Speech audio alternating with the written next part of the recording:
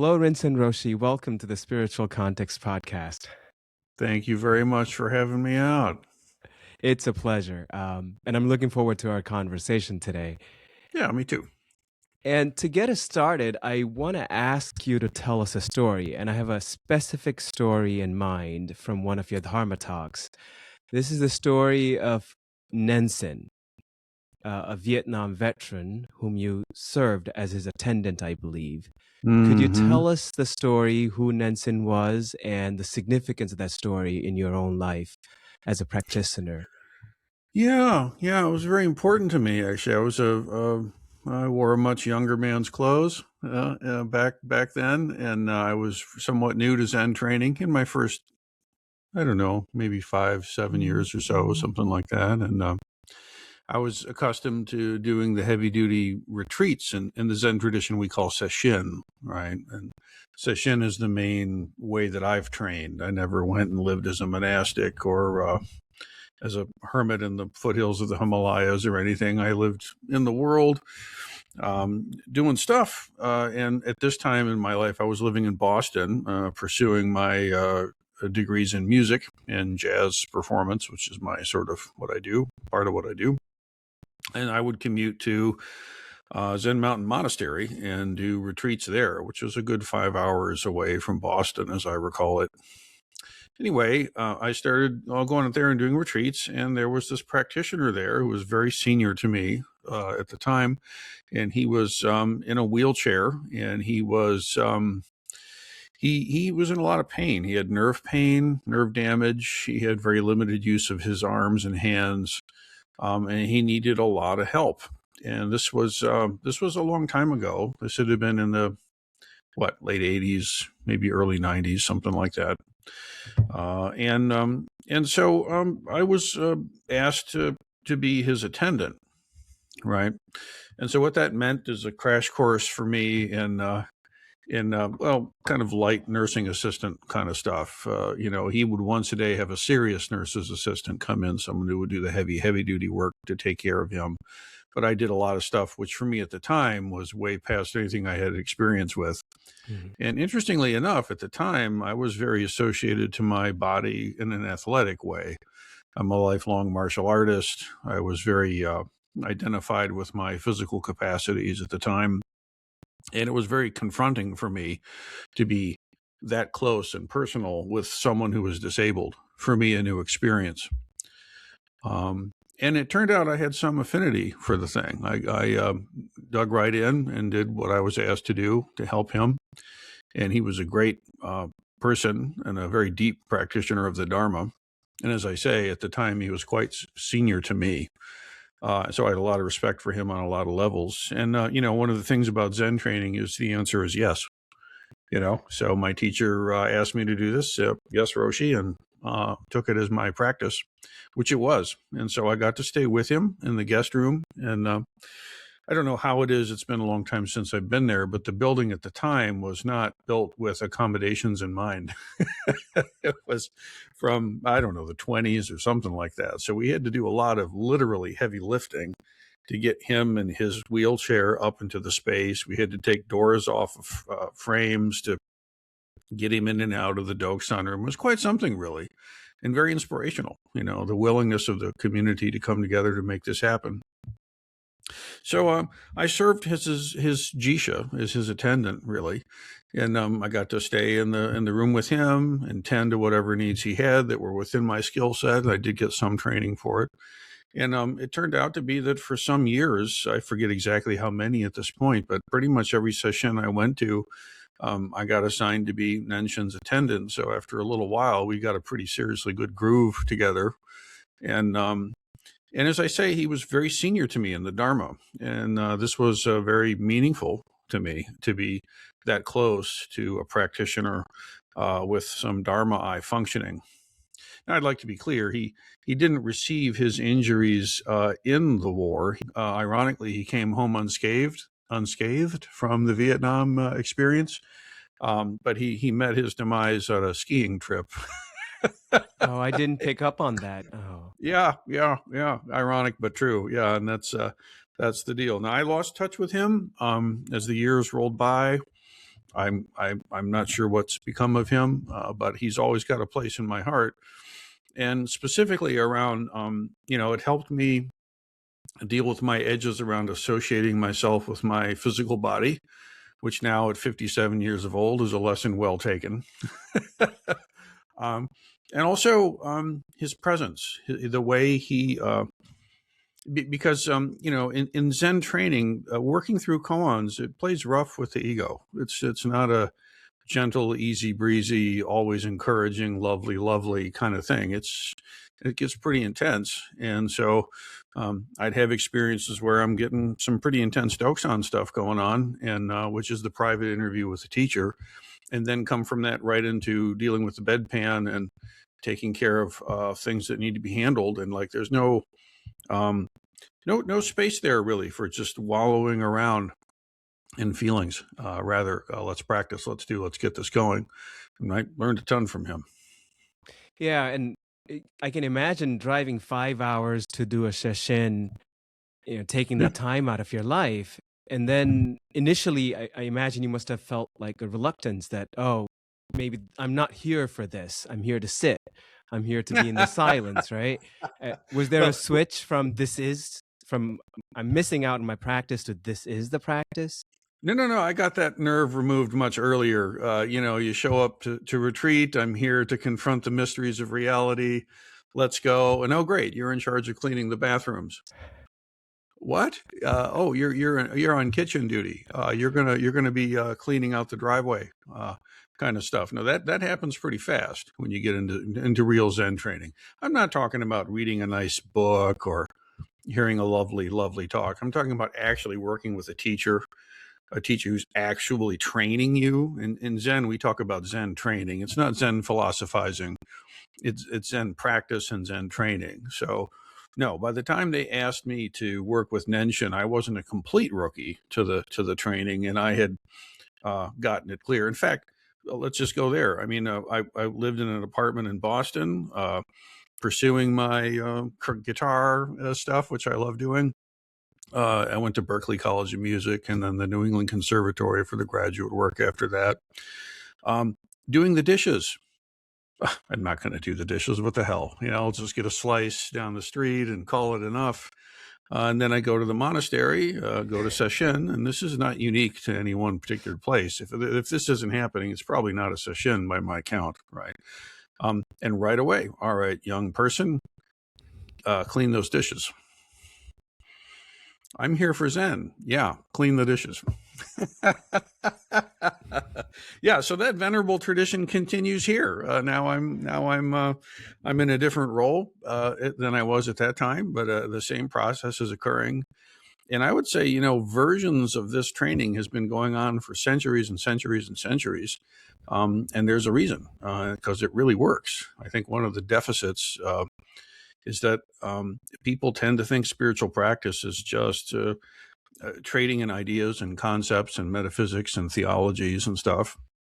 And Zen, one of the things I really appreciate about this as a path, it's not the only path, of course, but it is a path. And one of the things I appreciate about it very much is it's deeply embodied. And it's like this awakening, this enlightenment stuff that we do, this Kensho, it has to actually show up in your day. It has to really show up in the way we actually respond to the imperatives of our life, the way our life actually unfolds. There's no room here for spiritual escapism or bypassing or just disassociating or removing yourself from life and hiding in a cloud of holy ideas. No, screw that. That's not going to do it. Not going to happen. If your enlightenment is real, and it can be, enlightenment is not a myth or a fairy tale, but if your awakening is actually happened and is happening, that means necessarily that it's occurring in the up and down, yes and no, dishes clean or dirty. Yeah, and you just used the phrase meeting the imperative of your life. And I was going to ask about that, meeting the imperative of the moment you're in. You talk about that quite a bit. And in relation to Nenshin as well, what does it mean to practice? What does it mean to meet the imperative of one's own quote unquote limitations, let's say illness or disability or whatever adversity one is facing? How does one Mhm. do that? Well, I think the durable answer that really matters is that one has to have actually trained and practiced in the correct context. Okay. You have to have exposure to actual Zen training on Zen training's own terms in the way the tradition itself would recognize it. And it's in that traditional form of training that this business of how do I meet the moment and how do I do with limitations and what about failure and what about this and what about that, the actual true answer is that you rely on your training. And that only makes sense if you know what training is and if you actually do the training in practice. There's other things to say. There are niceties that can be bandied about. Oh, meet the moment and yin and yang and middle way and all that stuff. And it's lovely. But the actual answer that I'm glad I heard and actually was able to take in is that you've got to actually train and practice and get experience with this, and that there's a way to do that. You see, it's not, you don't just have to sit there with the book or the podcast and the video and try to figure it out for yourself. These things are helpful in as much as they help us, in my view, get connected with lineage, get connected with training, and actually practice and do the thing, you see. So it'd be, for example, it'd be like a music student saying, well, how do I just improvise in the moment? Mm-hmm. Well, okay, if you're going to get that good, and you can, then what happens is, yes, you have to pick an instrument, and but eventually you have to get a teacher, right? And you got to get lessons going, right? And the more experienced person will show junior how to play the chords and stuff, but that's not going to ultimately do it. There's a big gap between just sitting at home practicing a little bit and being on stage, being Stevie Ray Vaughan or whoever your guitar player is, right? And eventually what has to happen is you've got to get in a band.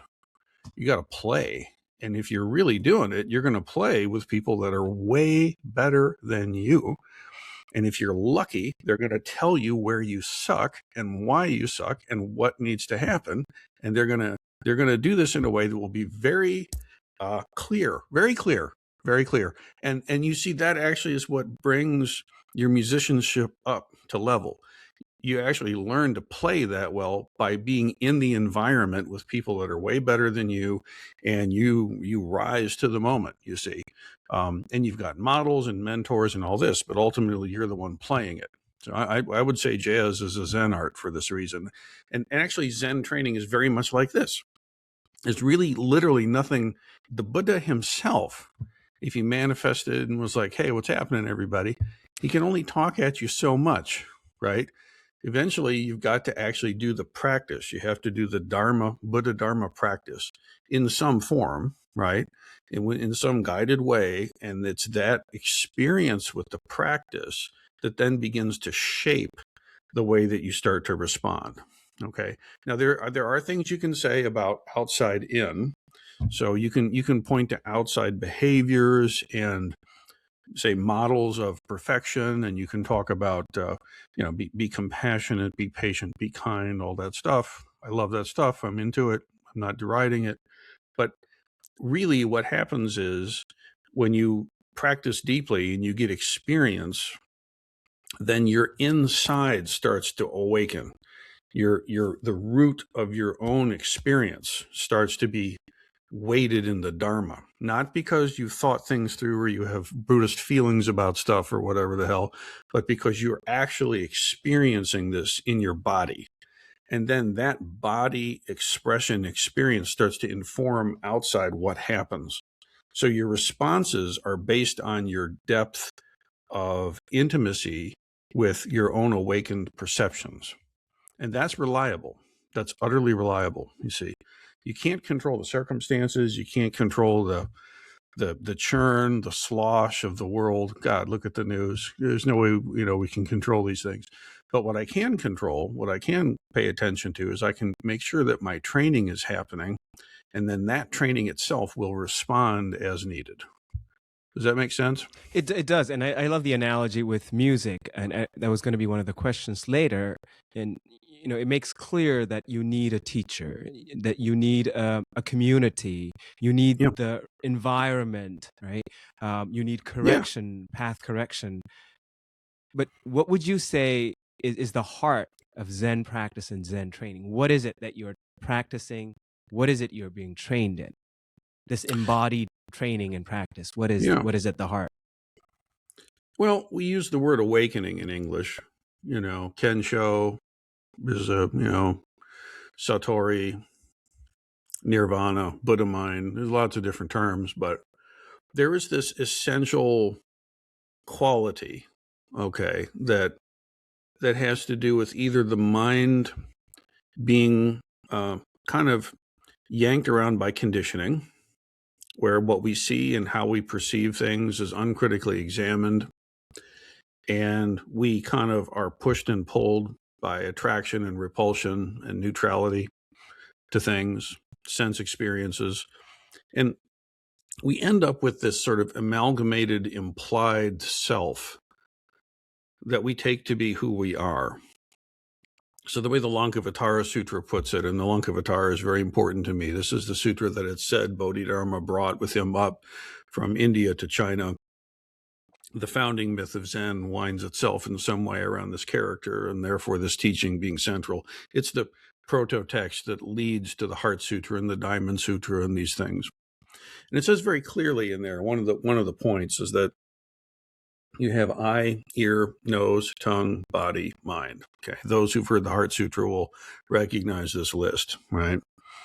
And I remember when I was very young thinking, why the heck are we chanting this? This is, what's up? I'm looking for the metaphysical truth claims or the theology or something. I wasn't expecting, eye, ear, nose, tongue, body, mind.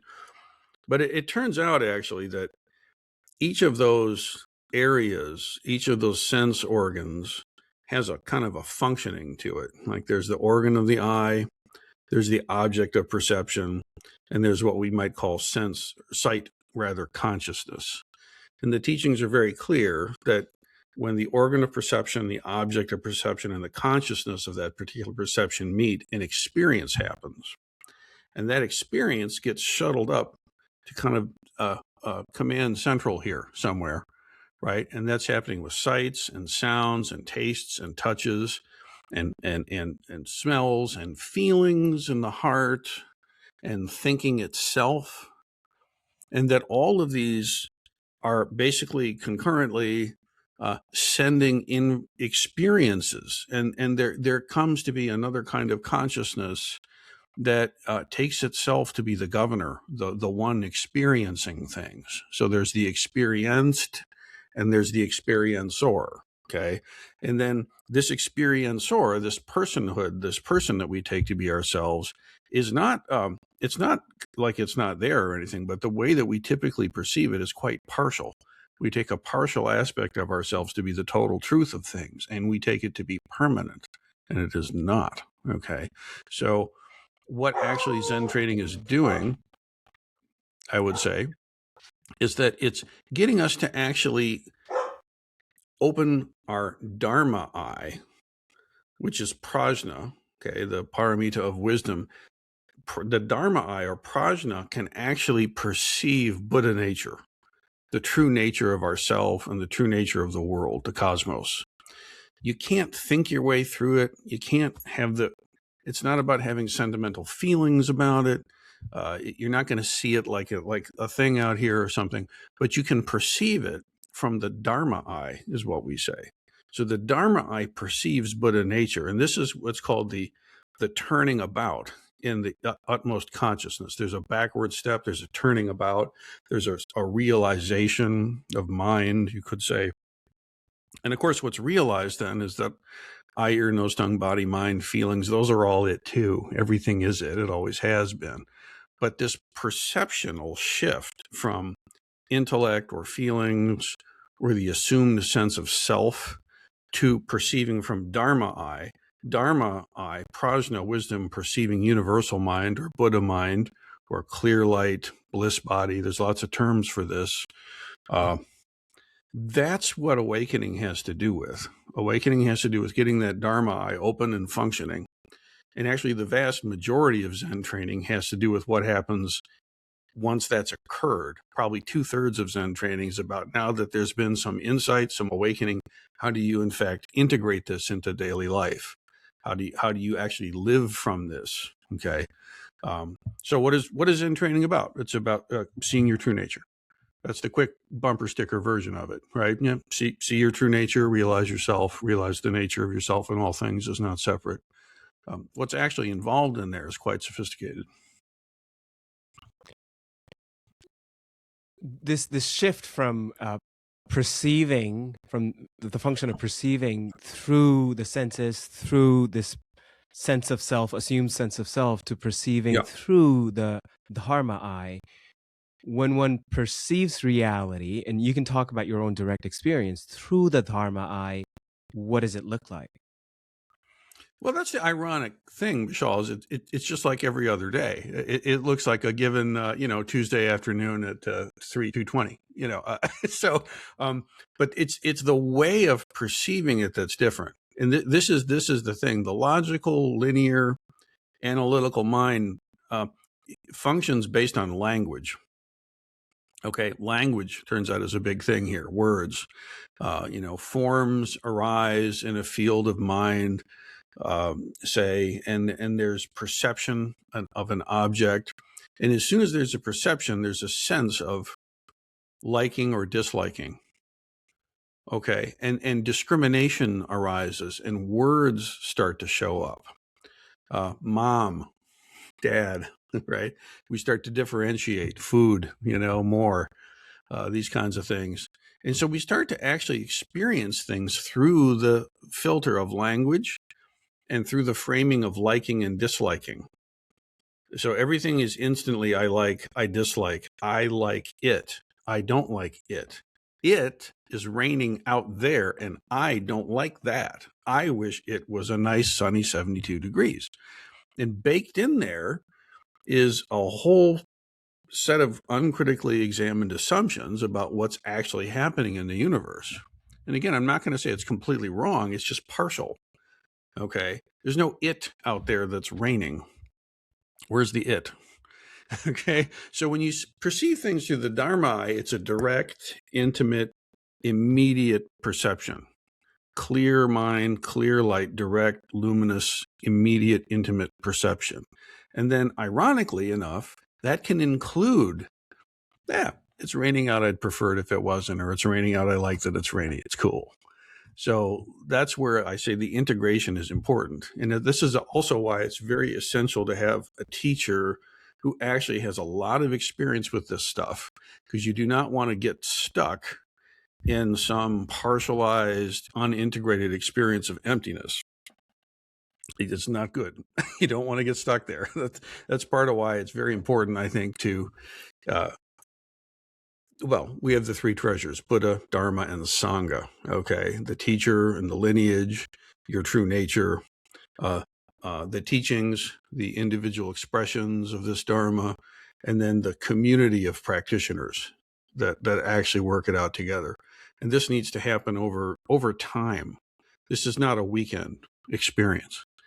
This is a project that is it's unending. Honestly, there are moments and markers. Kensho has either occurred or it hasn't. That's true, but how far along has things developed? How integrated are we? Where are the edges? Okay, it's an ongoing process, whole life practice.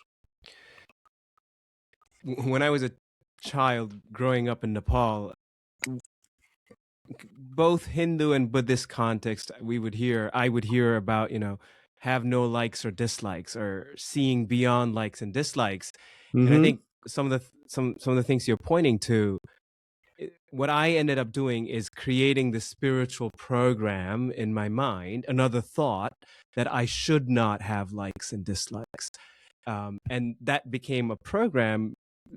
And the consequence of that was that I was unaware of my likes and dislikes. So if someone asked me, what flavor ice cream do you like? I was like, I don't know.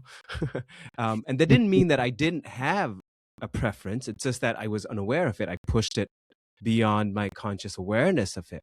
But what you're pointing to is rather unobstructed by likes and dislikes, unobstructed by our preferences, unobstructed by language itself or any of the perceptual apparatus. It is no longer an obstruction. Would that be a correct characterization? Well, what I'm pointing to, I think, is that if you realize the nature of liking and disliking, then you're free from it. Mm-hmm. And you still can have things that you like and dislike, you know? I mean, like I have preferences, man. Yeah, I do, you know, and I like them, you know, this thing I like and that thing I don't like, and that's fine. But the thing is, if you actually realize the emptiness of the thing, then you're not tethered or bound to clinging and clasping to the thing. You see, it's actually, interestingly enough, this gets into ethics. This gets into morality and virtue. Okay, so the first step, your intuitions are not completely wrong. I would say the first step is that one has to be able to restrain themselves from doing really dumb shit.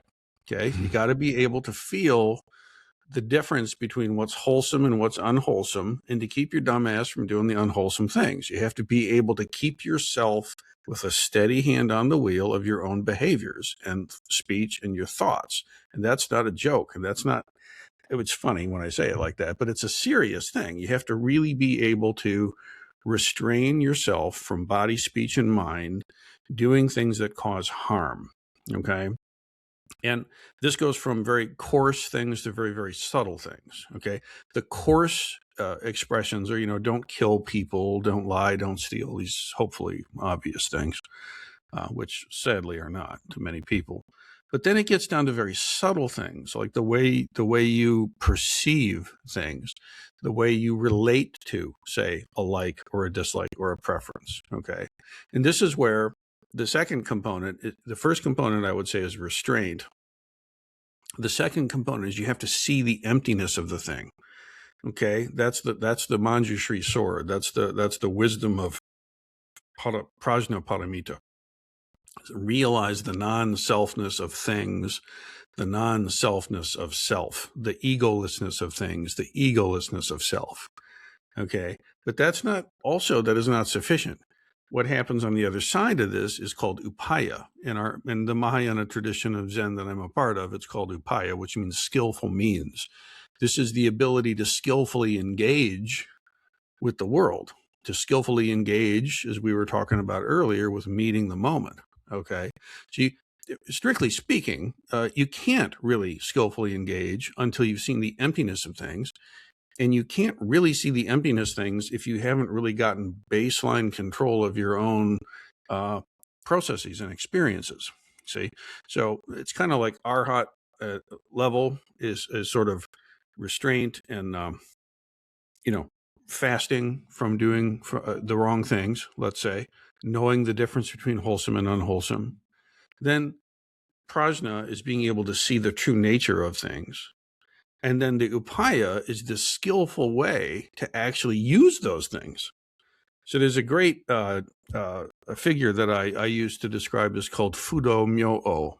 Okay, Fudo Myo-o is I encountered it in the Japanese tradition, but I understand there are analogs in the Chinese and probably earlier. It's a guardian kind of a figure, pretty severe, pretty robust looking dude, you know, and he's a pretty fearsome dude, a Budo kind of guy, you know.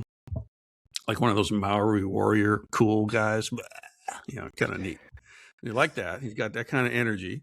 And then the left hand actually literally is a rope, which is the restraint. And the right hand literally is a sword, which is an echo of Manjushri's sword of seeing through delusion. And he's surrounded by flames. And the flames traditionally, I think, refers more to clarifying mind, purifying mind, but also I would say, fire uses as fuel. Fire can use everything as fuel, right? So how do I use now the like and dislike and the preference as a skillful way of being in the world? So, for example, I prefer alleviating suffering to increasing it. That's my preference. I like that better. So is that a like or a dislike? What's going on here? Right? Well, the real reason to be untethered to likes and dislikes is way up the chain in this construction of a self, okay, that instantly has a like or a dislike, and that words wrap around, and that creates a self. When you see through that, then there's no problem with that process. That process is actually quite sacred, quite beautiful. It's fantastic, really. But to be free, you have to see through it. And you talked about having an insight, having an opening, but that's not the same as having integrated it into your daily life. Correct. That's correct. And I suspect that has to do, or one way to talk about it would be the Koan curriculum, going through the curriculum. But before we get into that, I want to ask a little bit biographically, how did you come to Zen? What brought you to Zen? It's a complete mistake, I'm sure.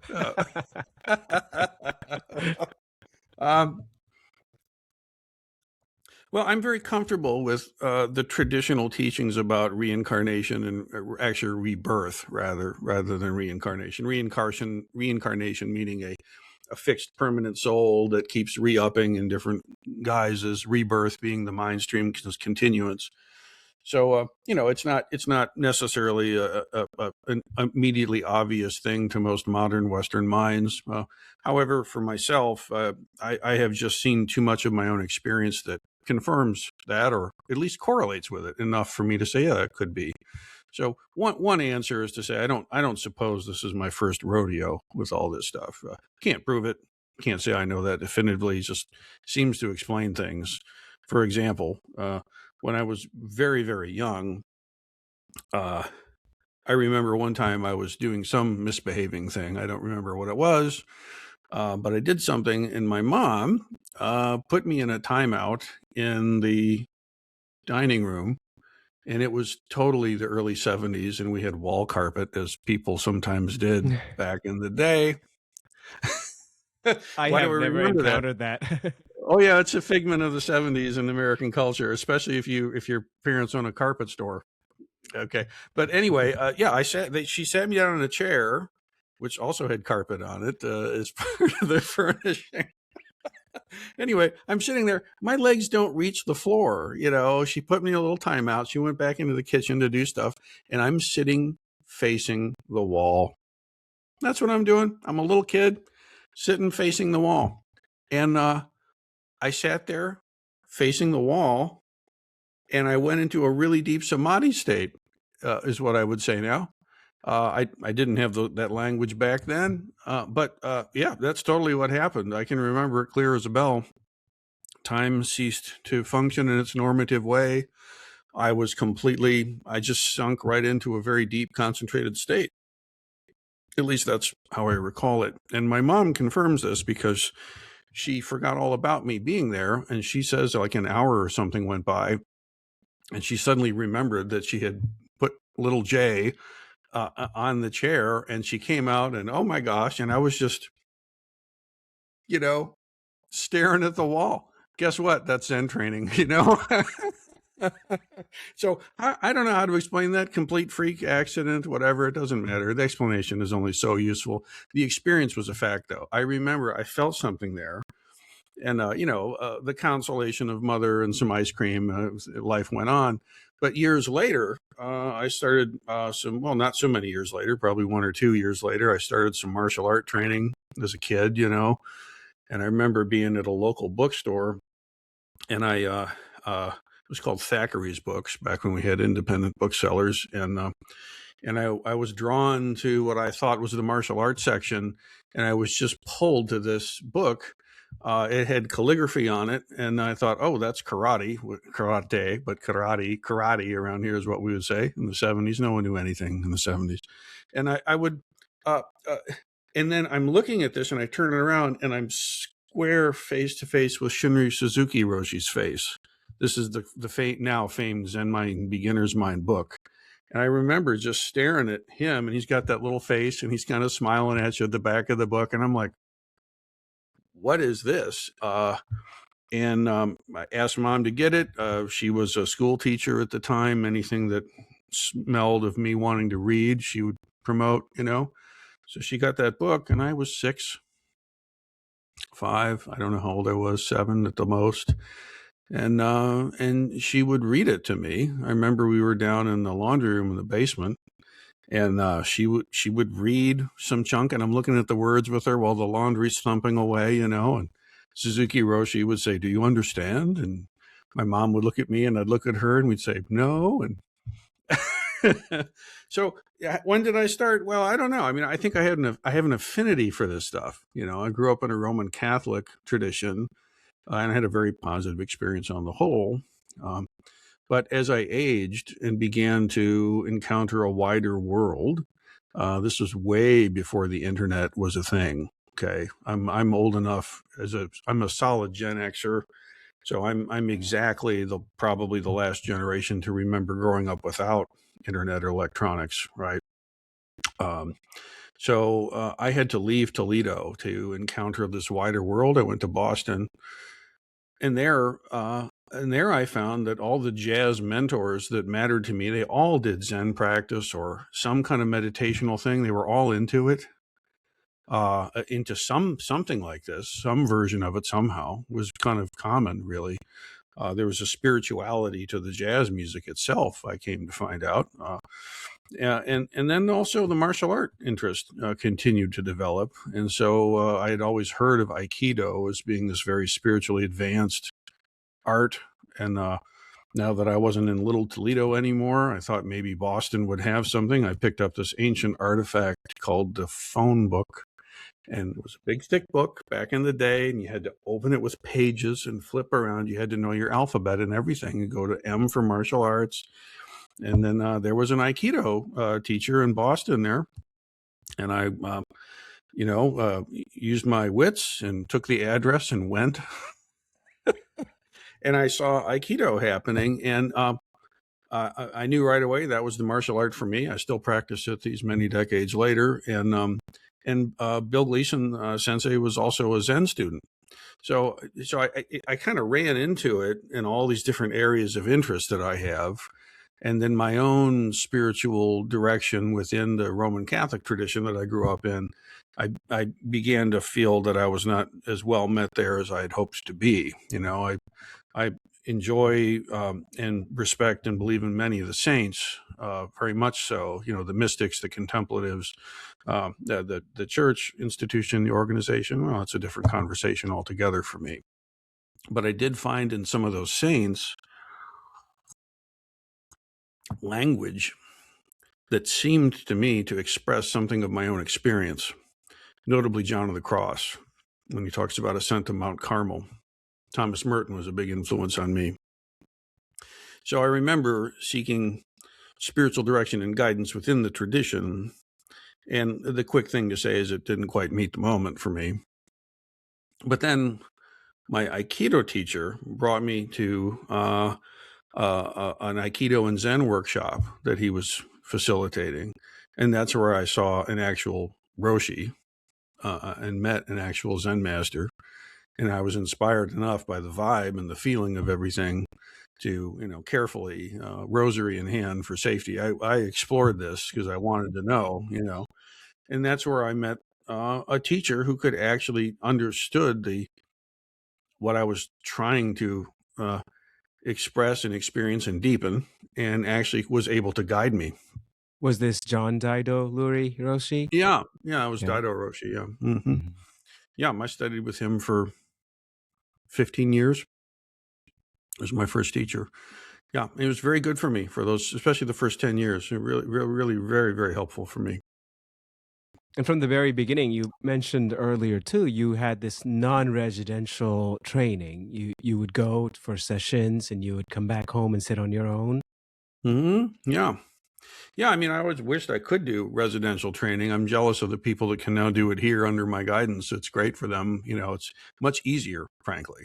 There's much to commend it, to be able to take an extended time and just not just in retreat, but actually be in residence and to allow that to seep in. It's amazing what it can do.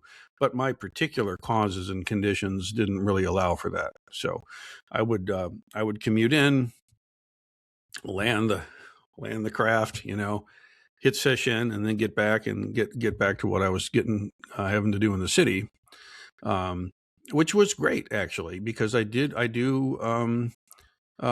self-disciplined, you could say. I know what it is to sit there and work on my snap kick or my back fist or whatever with a heavy bag for a long time. I know what it is as a young person to practice the guitar for long hours to be able to do things. And I reap the rewards of that as well. And finally, I found a spiritual tradition where I could apply that, not just believe this and have feelings about that and that's it, but actually, how do you practice? How do I practice this? That's particularly why, for me, I think the Zen angle to the thing is such a clean fit, because I understand what it is to work with a teacher, and I understand what it is to practice a thing, not just think about it or have feelings about it. And that practice enables it to function. You see?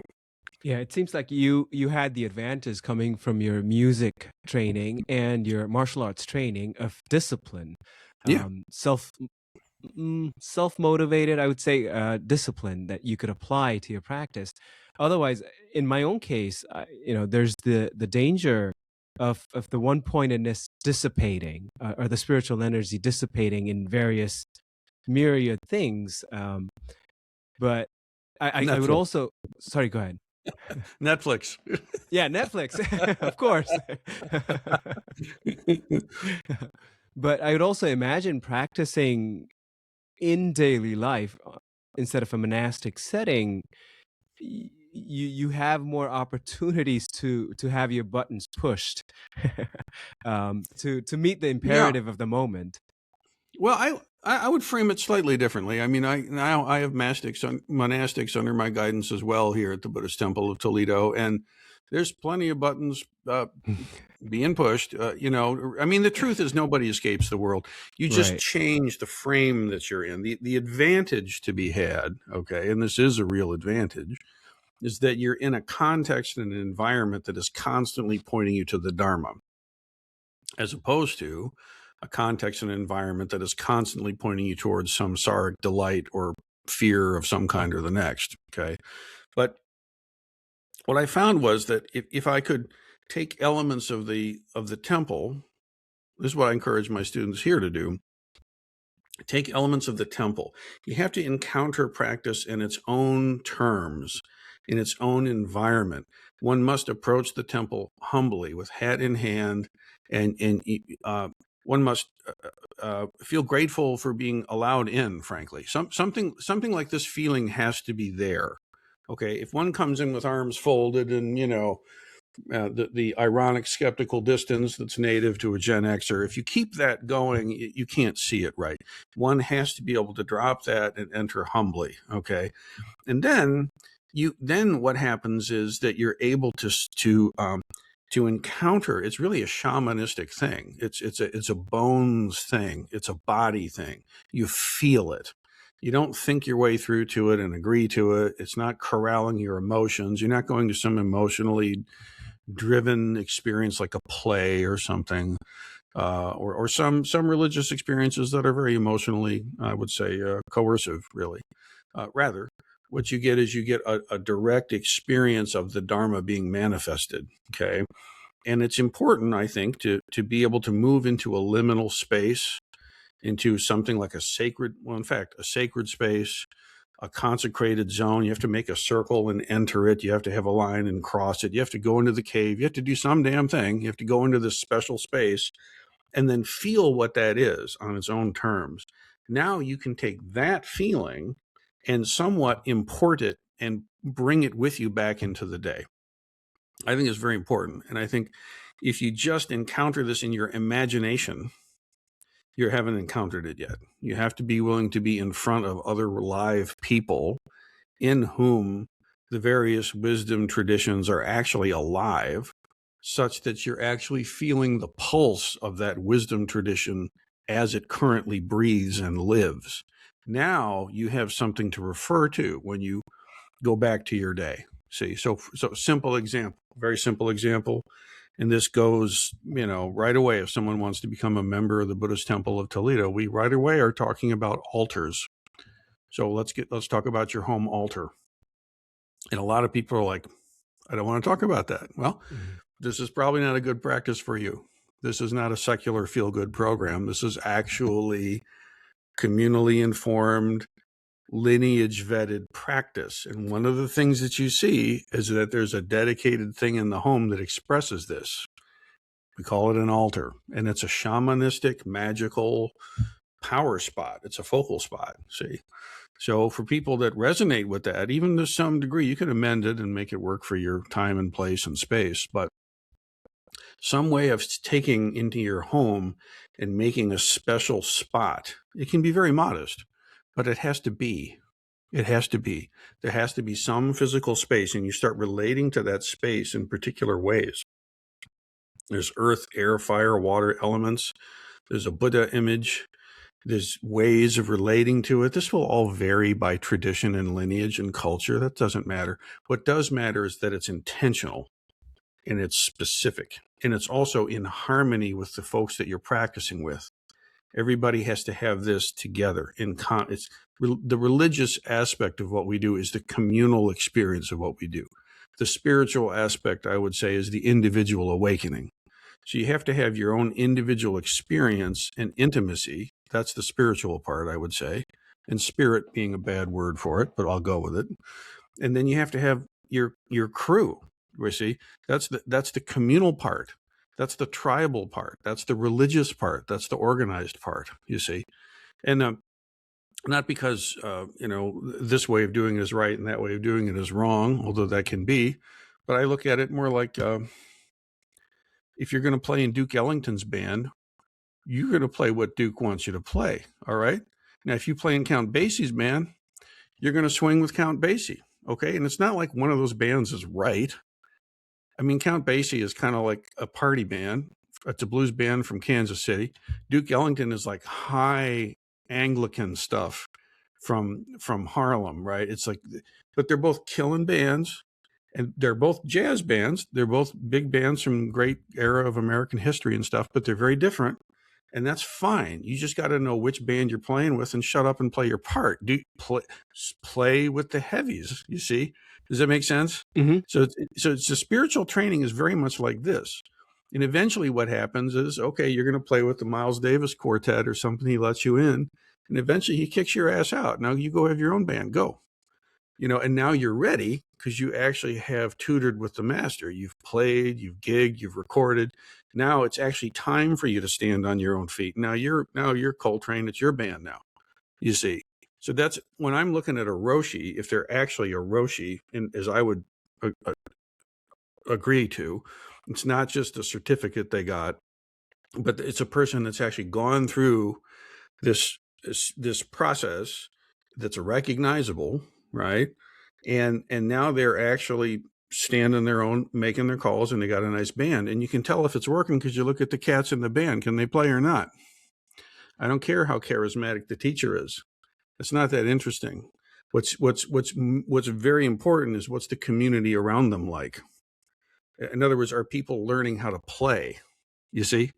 And this is the thing, Zen and Dharma and Awakening, you really do. You play in self-fulfilling and other fulfilling Samadhi. These are Dharma words. These are I think that's a chunk of the last Dharma words of Maizumi Roshi, if I remember right. But anyway, yeah, so that's the thing. You got to be able to play, but you have to get in sync with the band, which means you have to be willing to hear a no. Because if you can't hear a no, you'll never really be able to hear the yes. And if you can't really hear the yes from an awakened lineage person, then the yes is always not quite cooked all the way. This is the thing, you see. So Buddha has a particular place in our lineage because no teacher. That's serious, okay? In every world system where the Dharma is not proclaimed, a Buddha will occasionally arise, and they realize the same nature that every other one does, but they do it from their own, okay? They have past births that inform this. This is the way the tradition speaks of it, okay? But they hit it. Now, after that, Mahakayasapa, the successor, studied with the Buddha, and then Ananda received from Mahakayasapa, and this lineage literal or mythic, this lineage continues on, and everybody's played with each other, so to speak. See, so that's what happens. So you got to get connected and you got to play. Right, right. And one of my questions, and I think you've already answered it, was Dharma transmission, this transmission that happens in the lineage. And Yeah. the way I also understand it, in part, is, for instance, in the 12-step movements, there's always a sponsor. And the sponsor is someone who has found sobriety, and a sponsor telling an addict that, hey, I have done it and you can do it too, and these are the steps, has very different power than someone who has no idea what they're talking about saying, hey, you can do it. Those same words, but very different power because of the true transmission that comes from sobriety to sobriety to sobriety to sobriety. Yeah. I can't speak to it directly, but it makes sense to me what you say. I mean, what transmission really is in the Zen lineage, as I understand it, is it's not really that something goes from A to B. Nothing is actually transmitted, but what actually occurs is that there's an affirmation that the Dharma eye has opened and is functioning in a way that the master and disciple are the same. And this is self-evident within the ecosystem of Zen training. Okay, this is not just by fiat or by good feels or something like this. There's a empirically verifiable reality to the Dharma eye functioning. And it doesn't have to do with personalities necessarily configuring or sharing cultural references or any of that kind of stuff, biographies overlapping in some curious ways. There's nothing to do with that. It literally is that Dharma eye perceiving Buddha nature, and then is it functioning, yes or no? And when the answer is yes, it's self-evident to both folk that we literally are seeing from the same eye. And you'll have differences of view and different upaya, like, what is the best response? We're not automatons. I mean, everyone that's awakened can still very much make mistakes or come to different answers for the same question. But that Dharma eye functioning gets acknowledged. And that's what transmission has to do with. Would you explain a little bit what Koan training is and what it means to go through the Koan curriculum? But perhaps you could start with your own experience of entrance into Mu. Well,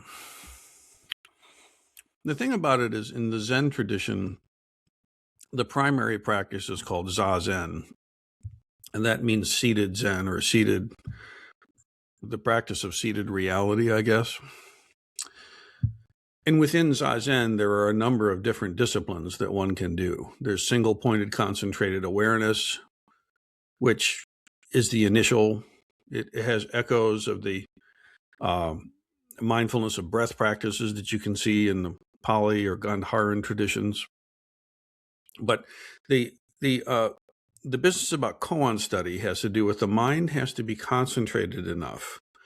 And there are different states of concentration. They're very clearly mapped out. Earlier traditions call them jhana states.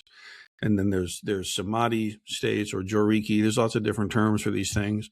But the bottom line is the mind has to be concentrated enough that one can actually take the energy and awareness, and instead of it flailing out of you in all directions and getting pushed and pulled, you can concentrate that power into like a laser beam. So it's the same wattage, so to speak, but all the power is concentrated. And then you take that concentration and put it in, and you look directly into the mind itself. So seeing into the nature of the self, all the arrows are pointing in. Okay, and Mu is a device. Okay, that evolved over time. Some etymologies point to various literary court games, like pantomiming or something. It seems to have some poetic game history or something. And some awakened folks said, "Oh, I think I can use this." Using language to break free from language. And these stories of encounter from great masters and their disciples, or great masters interacting with each other, playing freely in the Dharma, these stories, these encounters began to become cataloged and some sloshing of these Chinese poetic traditions, say, and these records of the encounters of these masters, it kind of coalesced. And it's had various iterations and different approaches at different times. But the key to it is basically using poison to cure the sickness. Okay. So it's using the mind's linguistic proclivities to break free from language, to use language freely, not be trapped by it. Okay. So, Mu is the sort of entrance koan. And the exchange is famously a monk came and asked Master Joshu, does a dog have Buddha nature or not? Master Joshu said, Mu. Okay. And then that's all you get. Okay. And then there's some very grandmotherly advice about how to work with this. The Master Muman gives, and concentrate yourself and so on. And frankly, outside, my opinion is, outside of the native environment of Dokusan, which is the private meeting between student and teacher, which is, that native environment is Sesshin, which is the intensive retreats. Someone, in order to approach Mu, if they're on a very fast track, it'd be about 3 years before they're ever ready to even start doing that. It's utterly unfair to take someone who has no experience with meditation or working with the mind in a concentrated way and just flop Mu on them. It's almost impossible. But given that someone has done hara development, danchen concentration, their body has coalesced, the mental equilibrium, equanimity has begun to show some durable signs of being there. Now, you can take that mind and learn to wield it so that it starts to scrutinize its own experience. And that's what happens. So my own experience with it is that I had some, and most people do, I had some opening experiences outside the traditional framework of Sesshin. I think most people who would listen this far into this exchange, if they would give any care at all about this conversation, it's probably because they've already had some kind of awakening experience somewhere. If you haven't, you're just not going to care about this unless you're forced to by some ruthless professor. But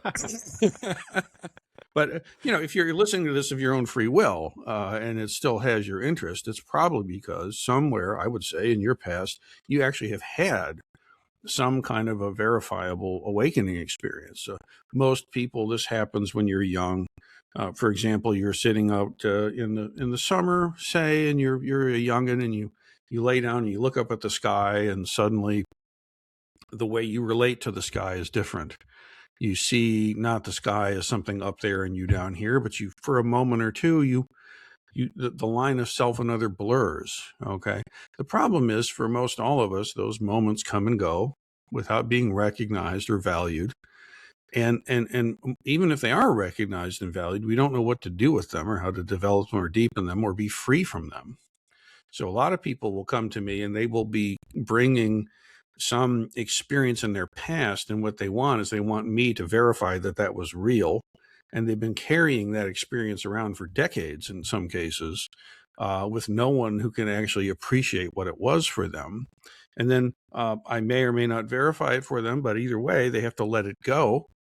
They have to totally drop it, because now what's happened is they don't have the experience. They have their memory of the experience, and they've got an identity wrapped around that memory of the experience, and it's completely gone the wrong way. It's become feral, frankly.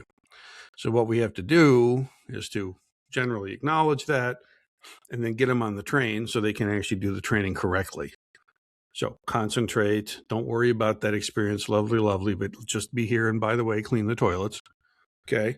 And then now a couple of years of this, we can get ourselves going.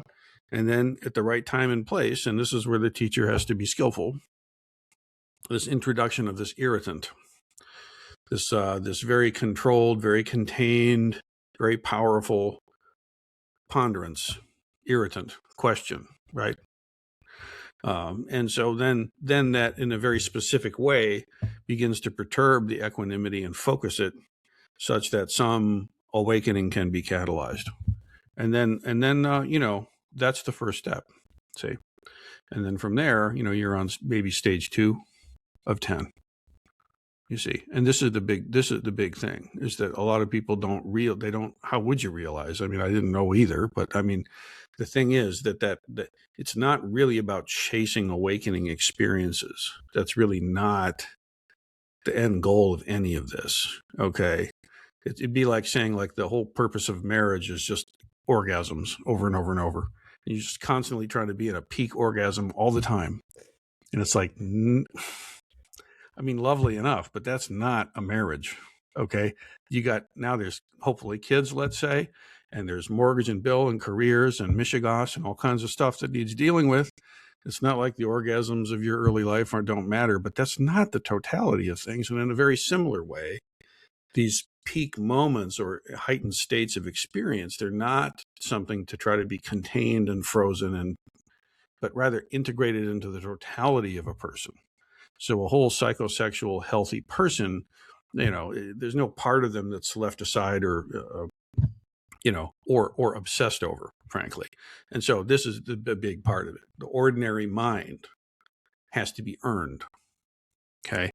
Ordinary mind has to be earned. You can't just like skip right to that. Ordinary mind is the way, completely correct. And the process to actually earning that is quite rigorous. So returning to your opening with Mu, you had previous openings outside of the Shishin context, and I'm guessing this was at the Zen Mountain Monastery. Yeah, I mean, that's where I first did that. I mean, in terms of Sesshin training and the formal training, yeah, it was with Mu. And nothing unique about it. Nothing special about it, honestly. Just another person sitting there with Mu, going to Doksan, being put through their paces. That's me. And it just worked for me. It really did. Because the thing is that, like, this is something I see a lot, actually, is that, and I've had many students do this, by the way. This is not some exotic, airy-fairy thing from some ancient place or something. This happens all the time. Okay, at least a lot of my students have had this experience, and it always feels familiar. That's the thing. That's the thing about it. It feels very new and fresh, but also ancient and well-known, kind of at the same time. Okay, there's this ancient freshness to the thing. And that there's a smell to it. There's a taste. There's a gestalt of intimacy that is durable. You see, and it's more of a remembering, frankly, than some kind of catalyzing shock. It's like the dream kind of falls away for a sec. Well, I mean, that's why we say awakening. So yeah, I mean, there's there I was, in the Doksan line, working with Mu, and I went in, and I won't describe the particular details of the exchange, but yeah, there it is. Okay, and then surprisingly, okay, well, let's move on, and then it was no big deal, as it should be, no big deal. It's a big deal, but also let's just move on. This is what happens, and there's another case, and another case, and another case, and it's organized very incredibly intelligently. Well, the specific koan practice that we do is from the Harada Yasutani lineage, okay? And that's it's a koan reform movement that has to do with some folks in the lineage that were Soto folks that trained and received Inca and the Rinzai and, imported the Blue Cliff and took out the Entangling Vines collection and made a couple of tweaks of things, but basically it's Hakuin's koan introspection, okay? And any of the most common Japanese derived lineages in the West, they're all versions of the Harada Yasutani. So the Aiki Diamond Sangha, or the Sanbo Kyodan, or Sanbo Zen as it's now called lineage, or the White Plum under Maizumi, the James Ford lineage that I'm a part of, which also includes the Jiyu Kennet Soto line. We all have this take on the Rinzai tradition together. And it's organized very specifically. There are stages to the thing, okay? And they're very well crafted, very well honed. And in our particular tradition, the first stage has to do with concentration of the breath. And then you get into what's called the Mu checking questions. That's stage 2. And then there's these things called the miscellaneous cases, stage 3. which is kind of a bridges the gap. And then stage 4 is the gateless gate, the Mumonkan. Kan. And that really, if a person is interested in Zen spirit and awakening as recognized in the Zen tradition, then I would say if you haven't completed at least up through the gateless gate with a credible teacher, there's stuff you haven't seen yet. Okay. After that, it continues on. In our tradition, we do the Blue Cliff record. That's the next case. What do we do? The Book of Equanimity. That's the next stage. Book of Equanimity, Serenity. There's a transmission of the Lamp collection. That's cool. Then you get to Master Tozan's 5 ranks, which is significant. Those are pretty serious. And then it concludes off with the precepts. Now is Koan. Okay. And even when that's done, most people who complete that don't receive transmission. Most people who complete that will get like a Dharma eye recognition ceremony.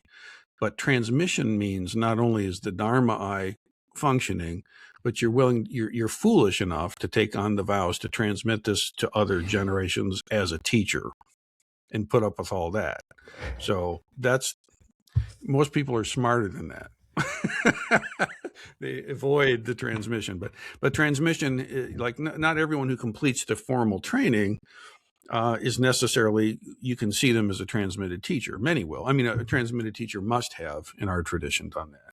But it's also the case that even if you've completed all of those stages, now your practice is Genjo Koan. Your practice is the Koan of everyday life. Everyday life itself is a constant expression of awakening and awakened mind. There's no end point to this. See, so it's quite beautiful, really. When an opening happens, say through Koan training, and then immediately there's a perceptual shift, right? And does one return to if we use the metaphor of the opening, does it close and then open again and close and open again? And how does so every time it opens, I'm guessing it's a deepening as well. Yeah, it is like that. I mean, see, here's the thing, okay? States are impermanent. Yes.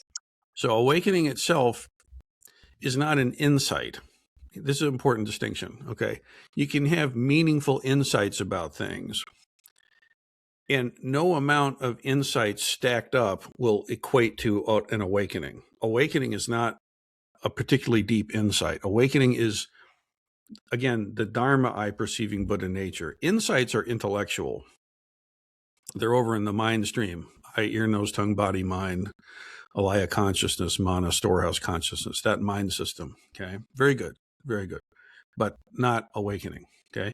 Now, awakening over here is direct perception of Buddha nature. Now, what happens is that as that occurs, it's either occurred or not. That's true. Like, is a woman pregnant or not? There's a thing there. It either has or hasn't happened. That is a binary. It's true. But now, how far along are we? There's a big difference between first, second, and third trimester.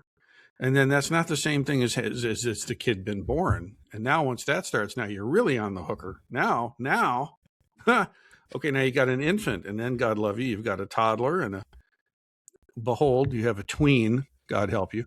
Okay, so how far along is it? Is it mature? Is it functioning? Right? So awakening is very much like this. You have that initial experience, and it's occurred or not. It's intense. It can be quiet. There's no one way it can be, but it is or isn't. And then, yes, the states come and go, okay? But the actual stage of having had awakening occur doesn't change. You lose track with it, though. The conditioning comes back. The habit energy patterns of mind, again, start to hold sway. And this is why the training takes a long time, okay? So, there's a famous saying, if you really want to see this, what you need is 10 years, okay? First step, 10 years training. Now that you've done 10 years training, now do 10 years of training. Okay. Now, when you get those 10 years done, after the first 10 years, now you are ready for 10 years of training.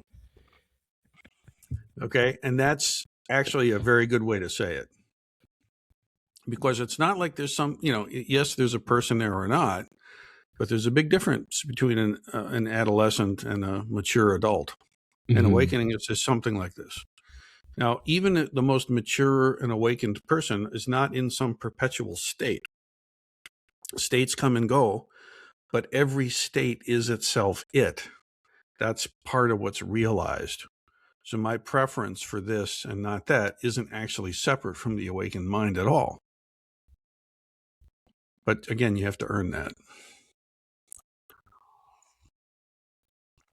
Earlier, when you were talking about setting up an altar, right? And Yeah. part of its function is to psychophysically to have an embodied sense of this is sacred space, this is sacred community, and there's that feeling that you now are cultivating and you recognize it.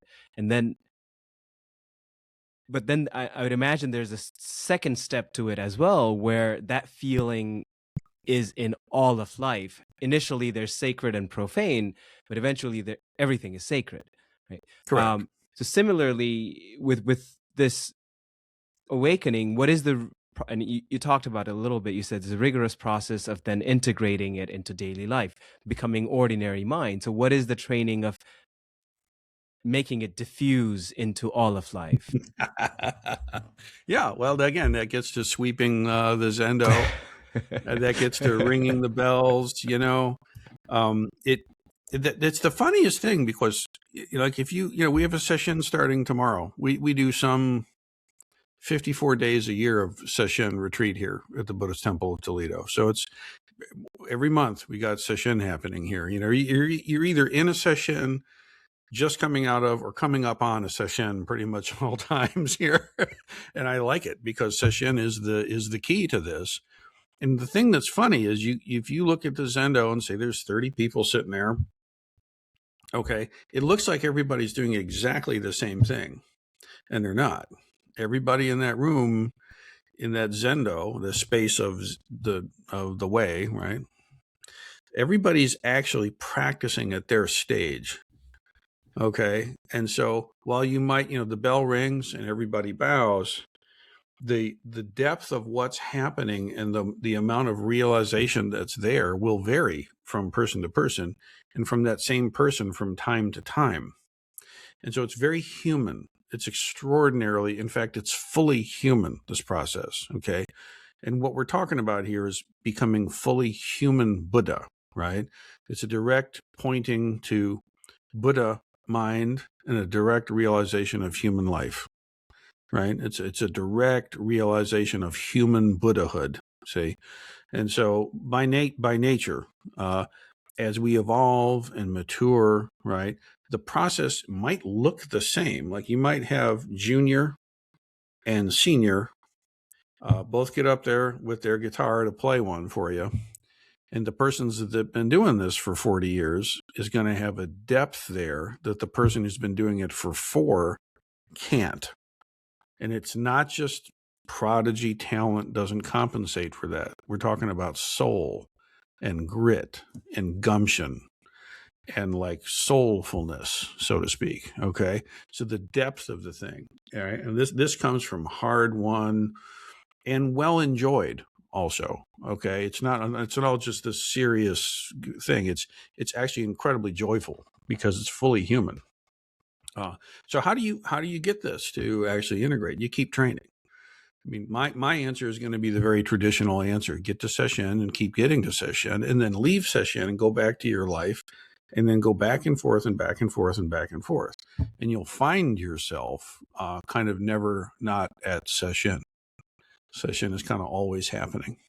The gravity center of your life is the Dharma. It's not a hobby or an exotic experience on a field trip someday.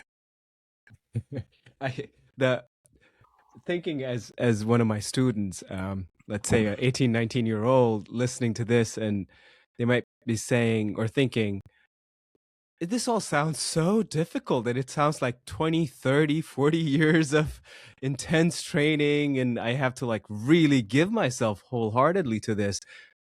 And if they ask why, what do I get out of it? Why do I do this? How would you answer that? You get your life. You get to live an authentic, true life. And it's fucking great.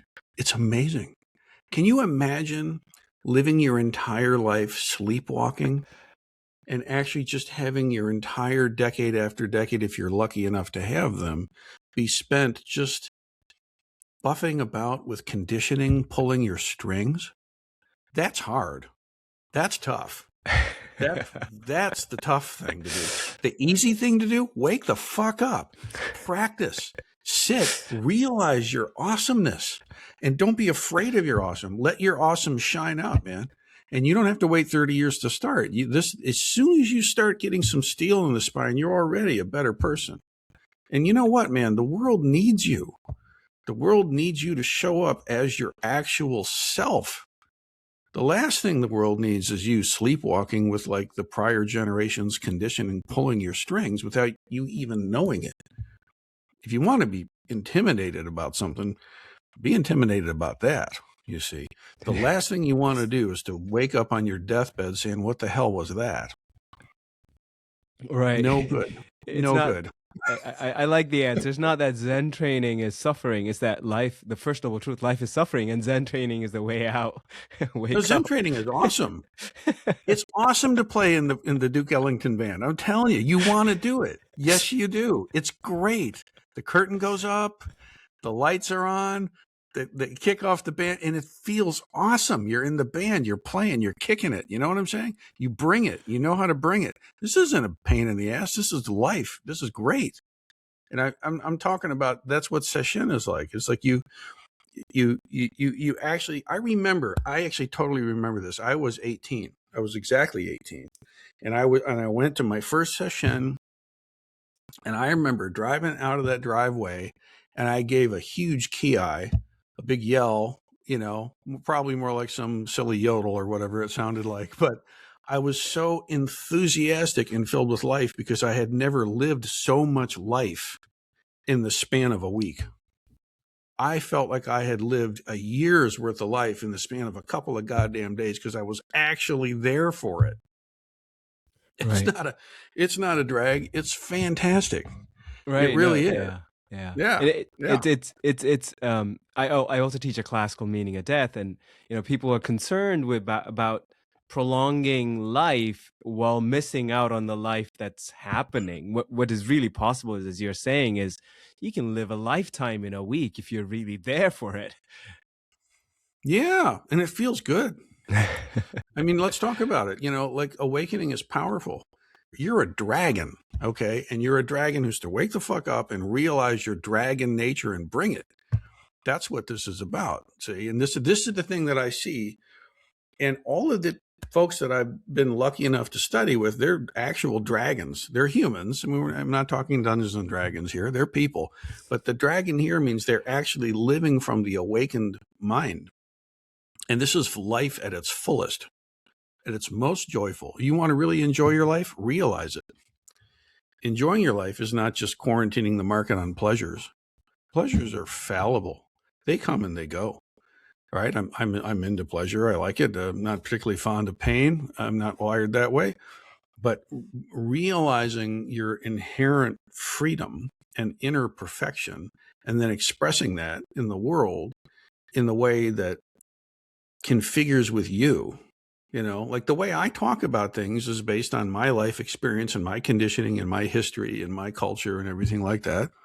And very different from Rinsen Roshi, my transmitting teacher. He's got a whole different mannerism to him, his own way of being in the world, and his teacher different again.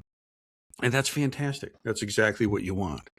So the goal is not that you stuff yourself into some silly box and try to come out the other side looking all Zen, whatever that would be, but rather you scrape off the barnacles of bullshit on the hull of your own ship, and you learn how to actually be who you are. Fully, freely, authentically, truly, and you're not afraid to live like that. Just imagine what world we would live in now if 1,000 years ago everybody got that together. Hell, if 10% of humanity got that together, we would live in a completely awakened society, relatively, right? Here's the other thing: if you don't come to awakening and you don't realize yourself, then the world forever lives in the wake of what you could have contributed that you didn't, because you didn't like buck up and make it happen. That sucks, right? That sucks. No. Zen training is joyful. It is joyful. It takes effort. It takes gumption in doing, but it's fun. It's good stuff. As all good things do, you have to work at it. Mm-hmm.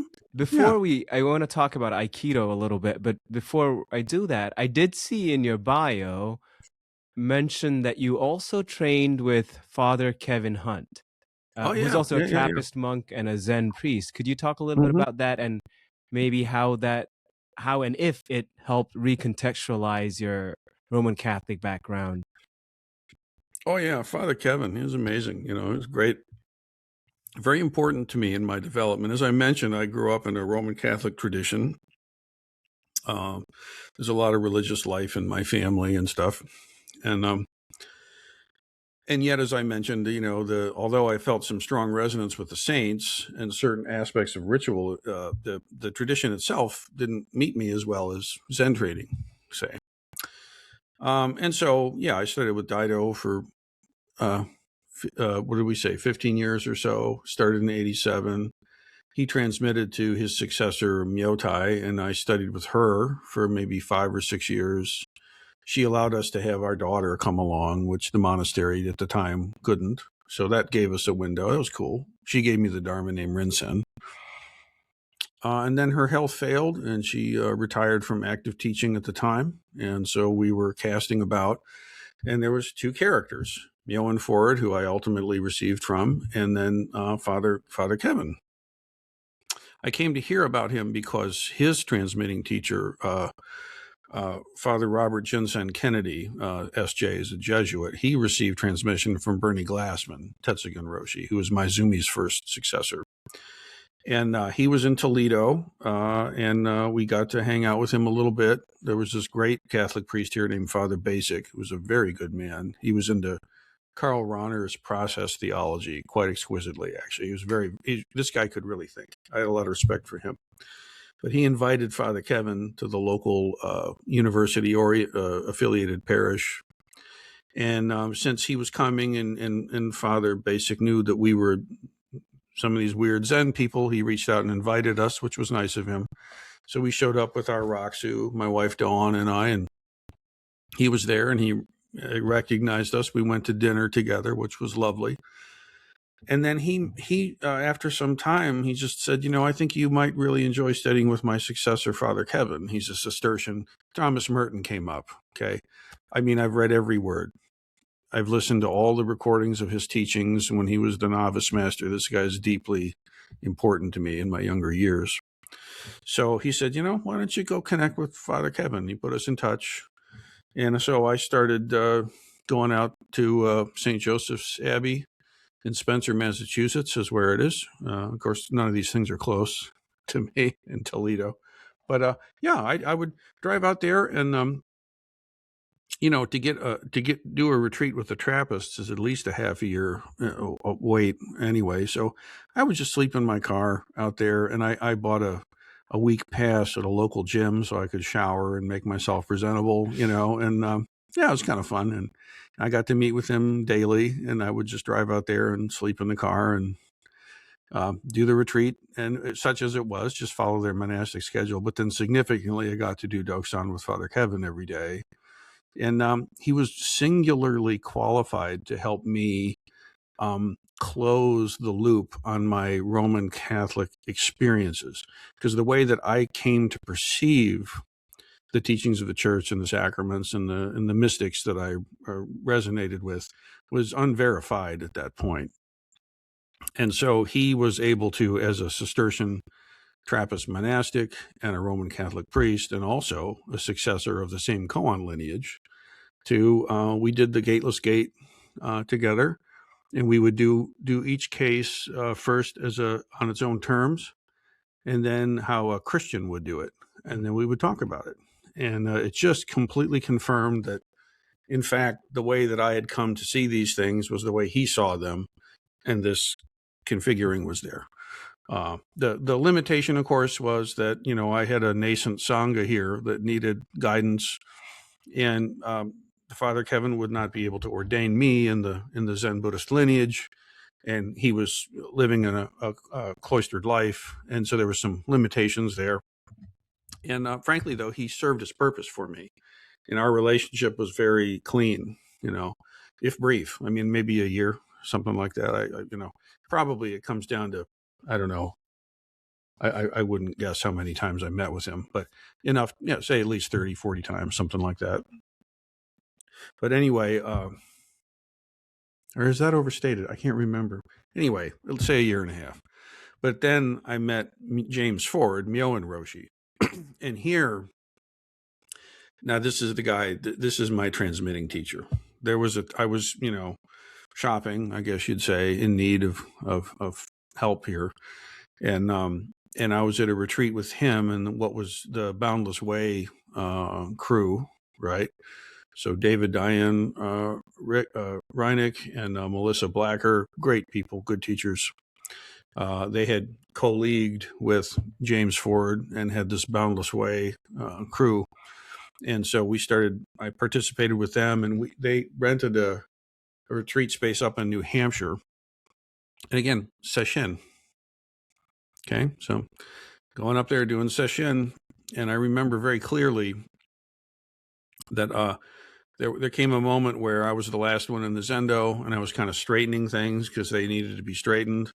And Roshi was finishing up Dokusan. Someone was in near crisis, and they needed some time, and he gave it to them. And then after that, he and I closed up the Zendo and walked back to our cabins. And it was in that walk that I knew he was my teacher. The way our steps fell together with the beautiful sky above, with all the stars that you could actually see in the New Hampshire sky, and the smell of the earth and the sound. We didn't speak. I've never talked with Roshi about that himself, but I know for me, that's when I knew this is the guy I'm going to finish things off with. And it proved to be true. Some years later, I received Denkai, and then some years later, Denbo, and then some years later, Inka Shomei, which in our tradition is the final seal. And the title goes Osho Sensei, and then Roshi is the culminating. I met Rinsen Roshi very briefly at the Soto Zen Buddhist Association conference in 2016 when I was doing my research. And it was a pleasure to meet him and talk with him for a little bit. Yeah. As a character, right? Yeah. Yeah, like for example, these are the great things about Zen, right? So my teacher, right? He's told me many times, unless a talk hasn't gone through its 7th editing, it's not ready. And that's how he prepares a Dharma talk. And he does that. I mean, I've heard lots of his talks. He'll it's a well curated experience when he delivers this talk to you, right? And I just don't do that. I'm a jazz guy. I have a little bit of a lead sheet, and we're going to go up there and play.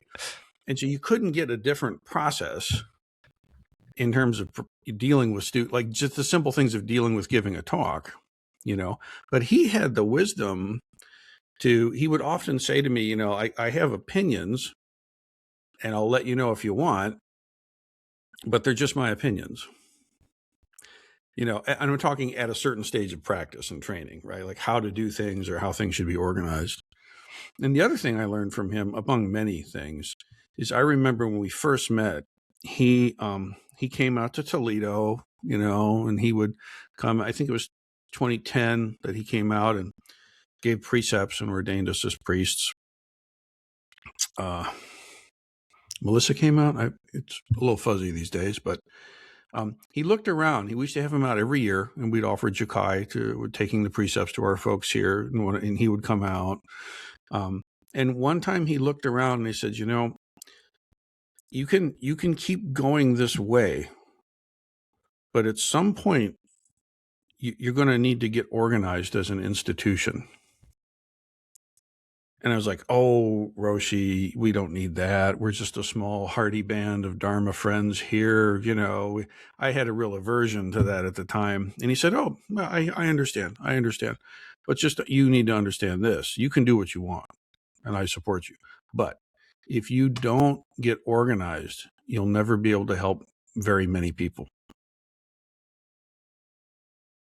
Again, your call. He knows how to kind of come in and back off and come in and back off and kind of lead like this, and now, yeah, there are, now Buddhist Temple of Toledo is an institution, one of which I spend most of my time working with and thinking about and hoping that it will survive my own mortality and the crew of folks who are currently at the helm of it. It's important. What is the membership like at Buddhist Temple of Toledo? Because I know it's not just people in the physical proximity, but you have an online community through the podcast. So could you talk a little bit about the whole community? Yeah, I mean, it's several hundred folks. I mean, there's I don't know, depending on the day and the moment, 200-300. I don't entirely keep track, but there's there's it's a temple. It's not a monastery, although we do have monastics here. But I identify it as a temple. We're really in the city. We're steps away from the university. There's very wealthy homes and public Section 8 housing and student housing and entry-level middle-class homes and kind of nice middle-class homes all around here. A lot of rental income. We're actually right in Toledo zip code, which is important to me, right? This is where I grew up, and so we do have a component of our league that are local enough to make it out on a given Sunday, say. So we have a very robust kind of a Sunday sutra service kind of program. We have Dharma school for kids. A lot of folks come and participate in that. We also have a very robust weekly schedule. There's morning, noon, and evening sittings. There's some 3.5 hours of Zazen every day scheduled in there. There's work periods, and there's people that come here and do residency for different periods of time. And then, like I mentioned, the sesshin is the thing, and people will come from all over the place to do sesshin. Say, and just to say it, I mean, there's a number of places you can do sesshin in the country. Not nearly as many as I wish there were. I wish, honestly and earnestly, that sesshin was as common as McDonald's. I wish it was happening. There was places in every town where you could get a Big Mac. I wish sesshin was common. Hopefully someday, maybe we'll see. Probably not. but that said, there are not that many. There's maybe a couple of dozen, I guess, if I had to put a guess on it. Maybe there's maybe 10. Okay, let's be crazy and say 20,000 serious Zen practitioners in the entire country. I mean, people that are actually training in the way I've been talking about. You couldn't fill the Mud Hens Stadium down here, right? There's not that many of us, honest to God, So what matters is that you find a teacher and a place where you can do the training. But then it's also important that you resonate with the teacher, because you're going to have to interface with them and they're going to interface with you, and you've got to have this kind of trust. So there are a lot of people for whom I'm just not the guy because of mannerism or the way I'm a white, overeducated, heteronormative male. Okay, find what works for you, but please find them. Okay, and if I'm it, then people will commute across state lines to get here, and we have people do that. We have people come from the West Coast and the East Coast and all over the place to do sesshins. And it's important, just like I did. I mean, I've never lived closer than a 5-hour drive from my teacher, and when I moved back to Toledo, I was a good 14-hour drive from my teachers. And that's fine because that was the right teacher for me. Right. So our community is kind of nested, I would say. There's a real component of local Toledan folk, people lucky enough to live in Toledo, or relevantly close. And then there are people that are from all over the country and abroad in some cases, a couple of important cases, actually. And the thing is that we all resonate with this particular way of expressing the Dharma and training the Dharma. They relate to me. They relate to my other half, Koan Roshi, who also co-guiding teacher here with me. And, the Buddhist temple, like all the other shops, it has its own kind of culture, its own kind of spin on the ball, so to speak. And if you find the one that works for you, you should go with it as long as that's true. So, we have the podcast is kind of an accident. Honestly, it's one of the longest running Buddhist podcasts, and therefore it's consistently very highly rated. I mean, I started that in 2007, but it was kind of a mistake, honestly. I was giving, let's see, how did it go? My teacher Myotai at the time empowered me as a shuso, which is it's like becoming a disciple, is what we say. So not really a teacher yet, but able to give talks. There's like levels of empowerment to speak.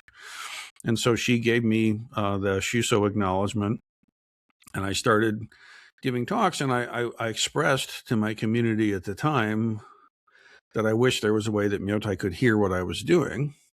And one of our league, her name was Diana, she was into podcasts back in the day. I'd never heard of the thing. And she said, well, you could just record them and we could podcast them and she could check it out. I'm like, well, why would you cast a pod? And what even is a pod? What are you talking about? But there we are. And she convinced me that this would be good. And I said, well, okay, and the purpose was so that Myotai could hear what I'm doing. I didn't really understand what she was doing, but it was fine. A little recording thing, set it there and hit record. And she would take the little cartridge and do the magic. And that's what those talks are in 2007 is I'm really trying to get feedback from my teacher about what I'm doing. It wasn't completely clear to me that it was what it was. And then we just never stopped doing that. So now there's this ridiculous catalog of my Zen retchings online, and I have people all the time come to me and turns out they've listened to all of them, and so they have me at a disadvantage. They know all the stories and all the stuff, and I don't know who they are and everything. And it's kind of nice in a way, but yeah, the Buddhist Temple of Toledo podcast is definitely that right now. That's the primary way that folks that aren't local are hearing about us.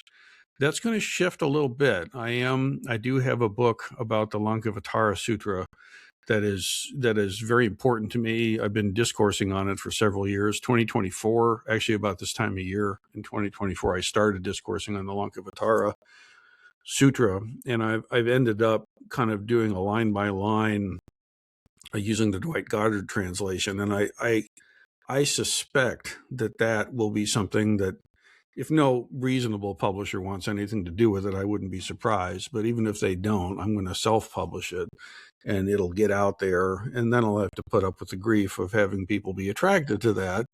But then the happiness is the only way that you're going to interface with me is come here and do session, baby. Well, we look forward to the book, but people can find the podcast.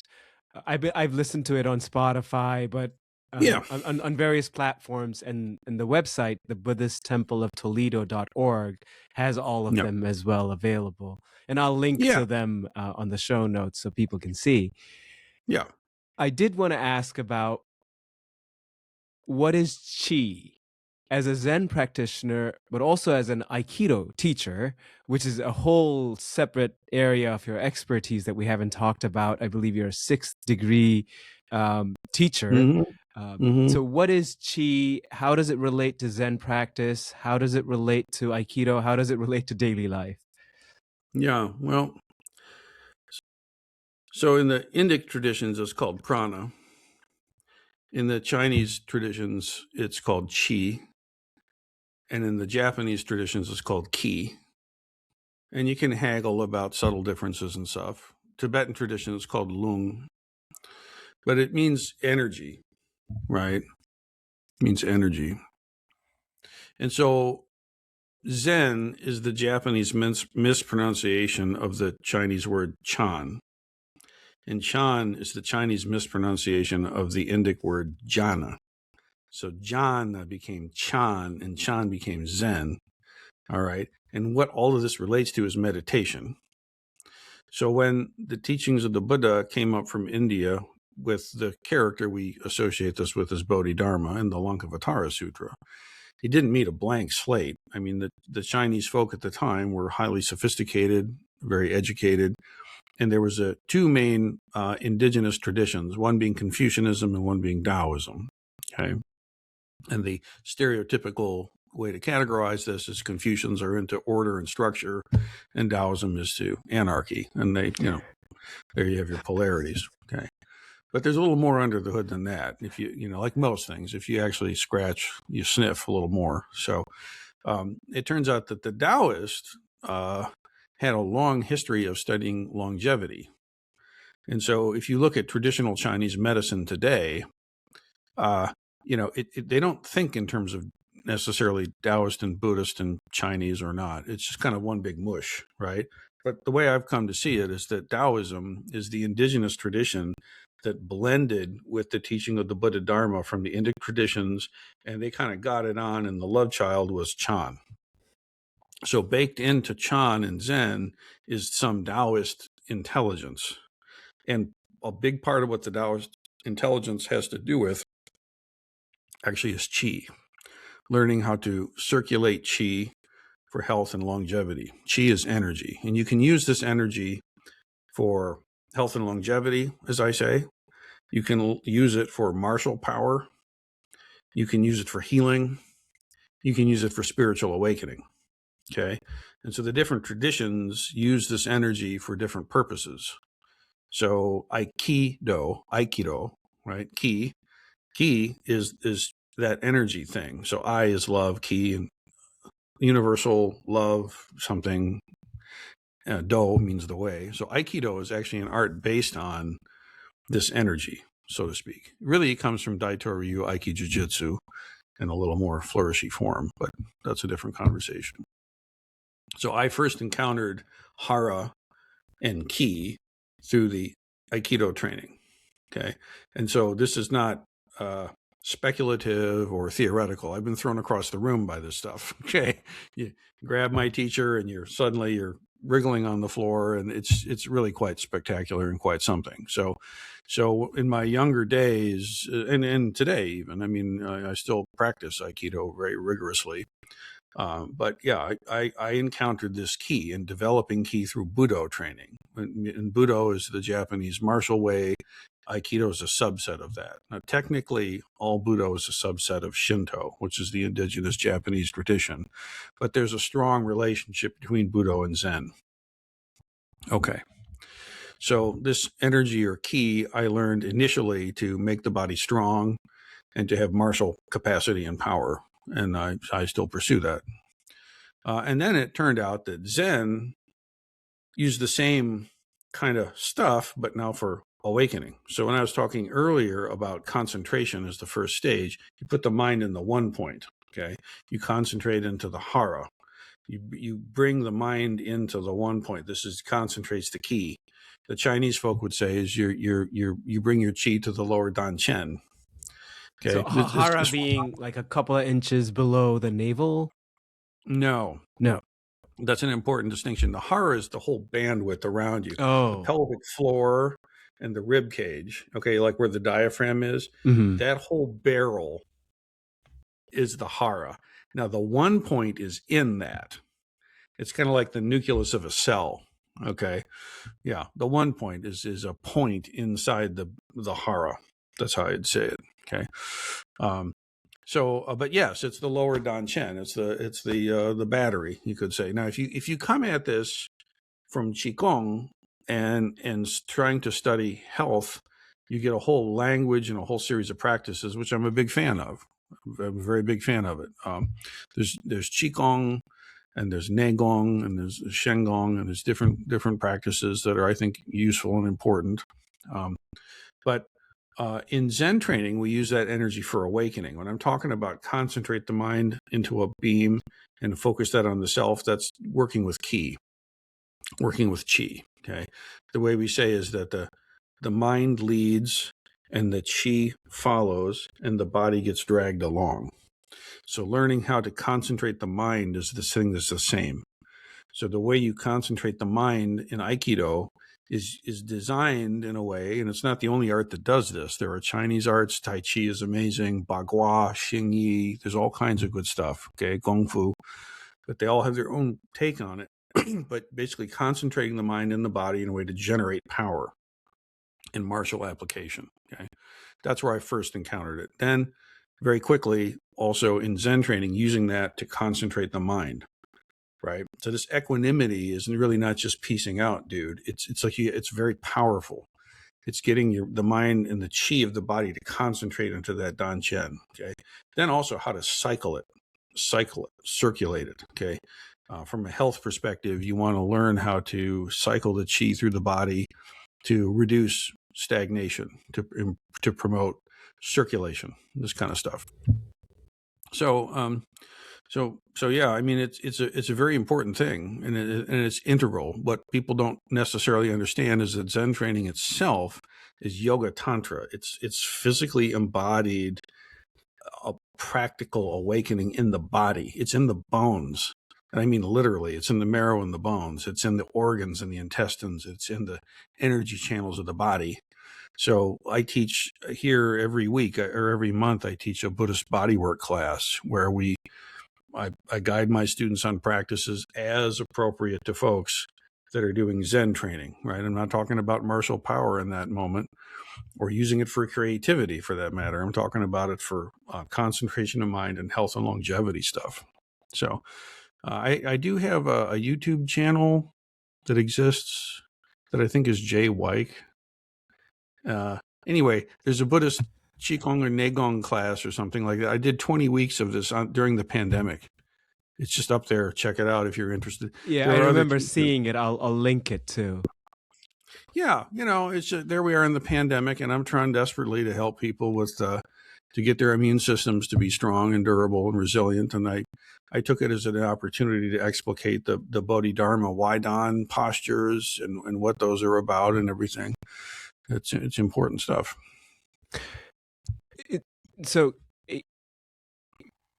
Many people I've talked with, they understand Zen as, well, many who haven't actually done the training will understand it only as a mental training. And others will understand it as mental and physical training. But it's also an energetic cultivation, as you're saying. And they're not separate. They're all intertwined. Yeah.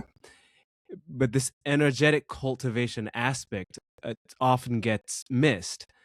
And in my own, go ahead. Well, I was going to say, frankly, a lot of Zen teachers don't know about it. They don't. I mean, they're good people. They might have had some kensho or not, depending how you talk to them and stuff. Depends on the lineage. Some lineages don't really value kensho in the same way. But my feeling is only based on my consciousness up to now. And so Zen is definitely not just intellectual. It literally is a special transmission outside the scriptures beyond words and letters.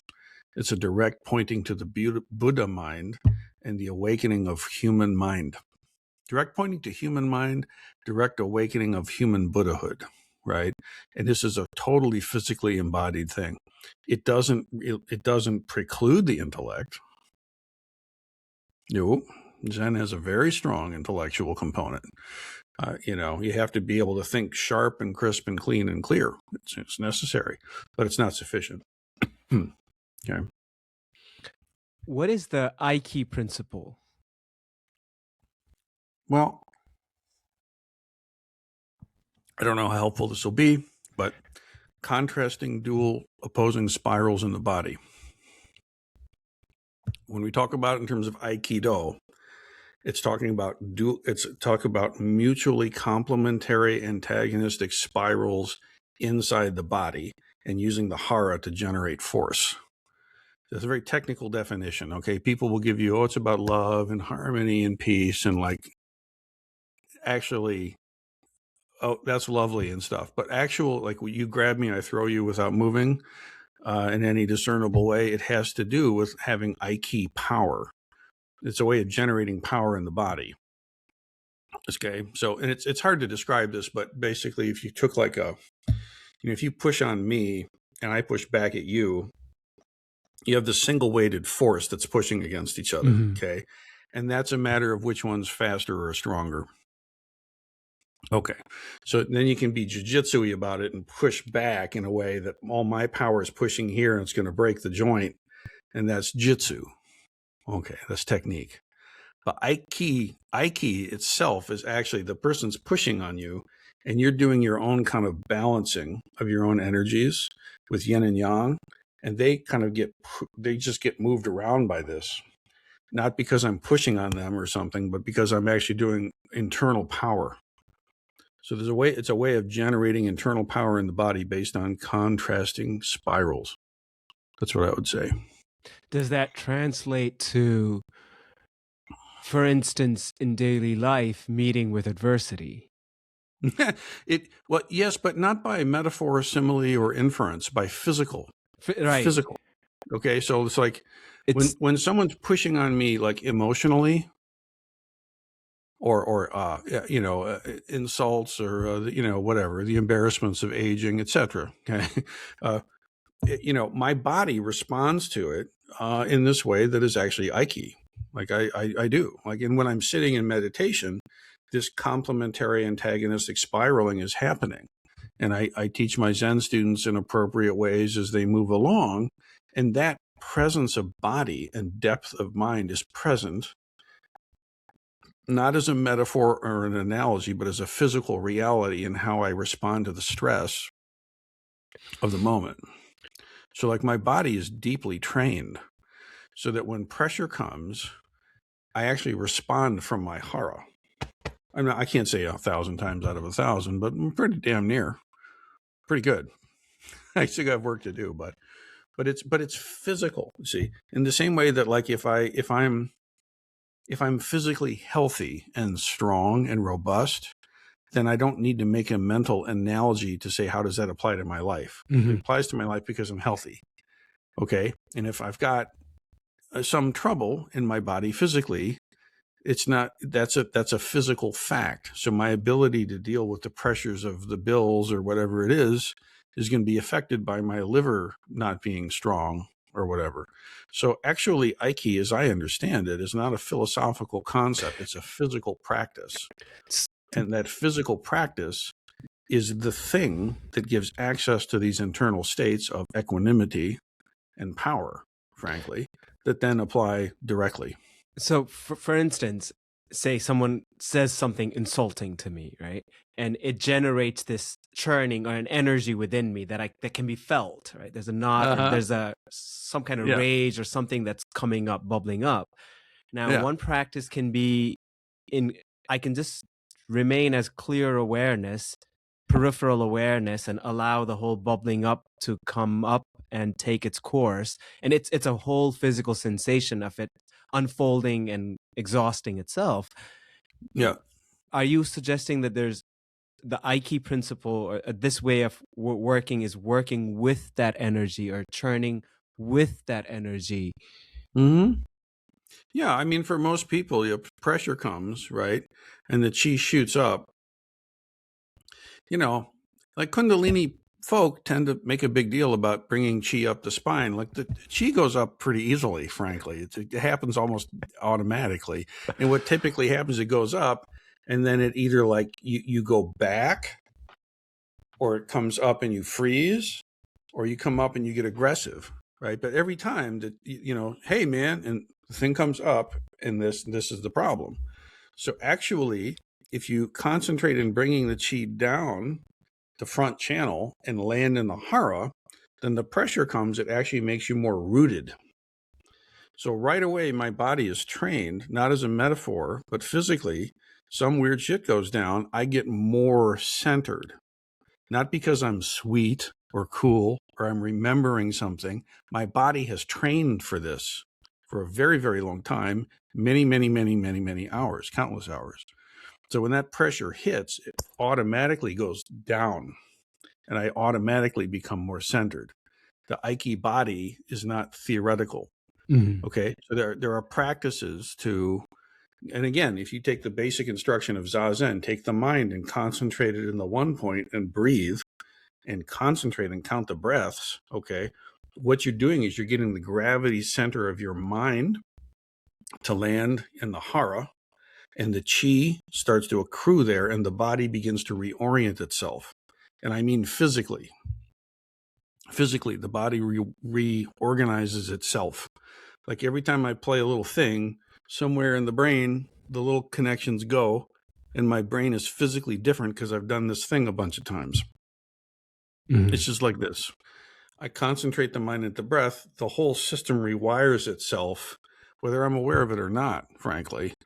It's embedded, okay? If you're actually practicing correctly, the whole body starts to rewire itself. And the thing is that you have to be pristinely present to the moment you're in, not transcending into some other formless realm, not corralling yourself into an emotional state of some kind or the next, but powerfully, physically, palpably present with this concentrated awareness.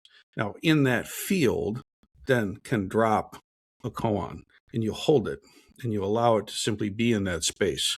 And that's where the Dharma eye starts to sputter on. Yeah, I find that I don't know if it was by design, and perhaps by design and intentionality on your part, but your martial arts training and your music training and your Zen practice remind me of the traditional artistic cultivation, martial arts cultivation, and Zen training, how they were not seen as separate. And we have these various disciplines coming out of Zen practice. So Yeah. it feels like a more holistic cultivation, where some of it might be missed in Yeah. others. Yeah. And it includes intellectual, I mean, this is one of the things Daido really contributed, I think, is he had what he called the 8 gates, Mhm. which Myotai was central in establishing. But one of them is art practice. One of them is body practice. That's the way he talked about it. Academic study, liturgy, etc., working with the teacher, all of these things. This is the thing about it. See, like in the Roman tradition, as I encountered it, when I would go to these places, they could not only could they not, maybe there were some who could, I just never met them, could spiritually direct me in ways that would actually help, but they could only see, oh, you must come now be a priest, and you have to cut off your martial life and cut off your musical life and cut off any idea of relationality with anyone else in the world in a romantic way, and et cetera, et cetera. I'm like, what the hell? I don't want to do that. I can honor that some may, but for me, hell no. Like these are integral parts of myself. And when I first encountered Zen with arts and scholarship, frankly, and martial things, I'm like, okay, wait a minute. This includes, there's something in the Western traditions that just doesn't quite know how to work with the body, frankly, in a holistic, earnest way. The idea of working with sexual energy, for example, you can't talk about that. Oh my God, we're Puritans at heart, by inheritance, by culture. It's a little goofy, in my opinion, for me, compared to, say, the teachings of Tantra, where you learn to take sexual energy and actually use it, as I said in the beginning of our conversation, use it for wholesome cultivation and development. You see, the ability to use all the ingredients of one's life to encounter awakening and to express awakening for the alleviation of suffering of all beings throughout space and time. That's what it's about. And for me, it happens to show up as sweet jazz guitar playing, at least as I think of it, and as Aikido happens to be my jam. There are other jams, but Zen training is right in the center of that. That's the home plate for things, and I really require that, frankly, of my serious students. They have to have something creative that they're doing.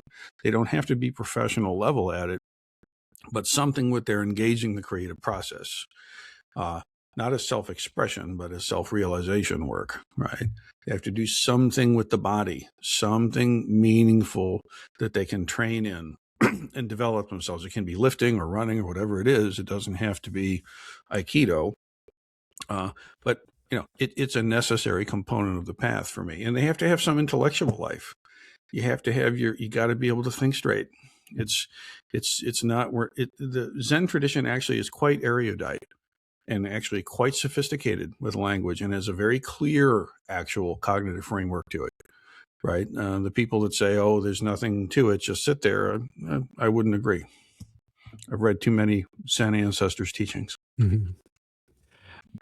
And you briefly mentioned this, but your wife, Doan Roshi, she's a Yep. co-guiding teacher at Buddhist Temple Mm-hmm. at Toledo, and your Yep. daughter, as well, is a mindfulness teacher, mentor, student.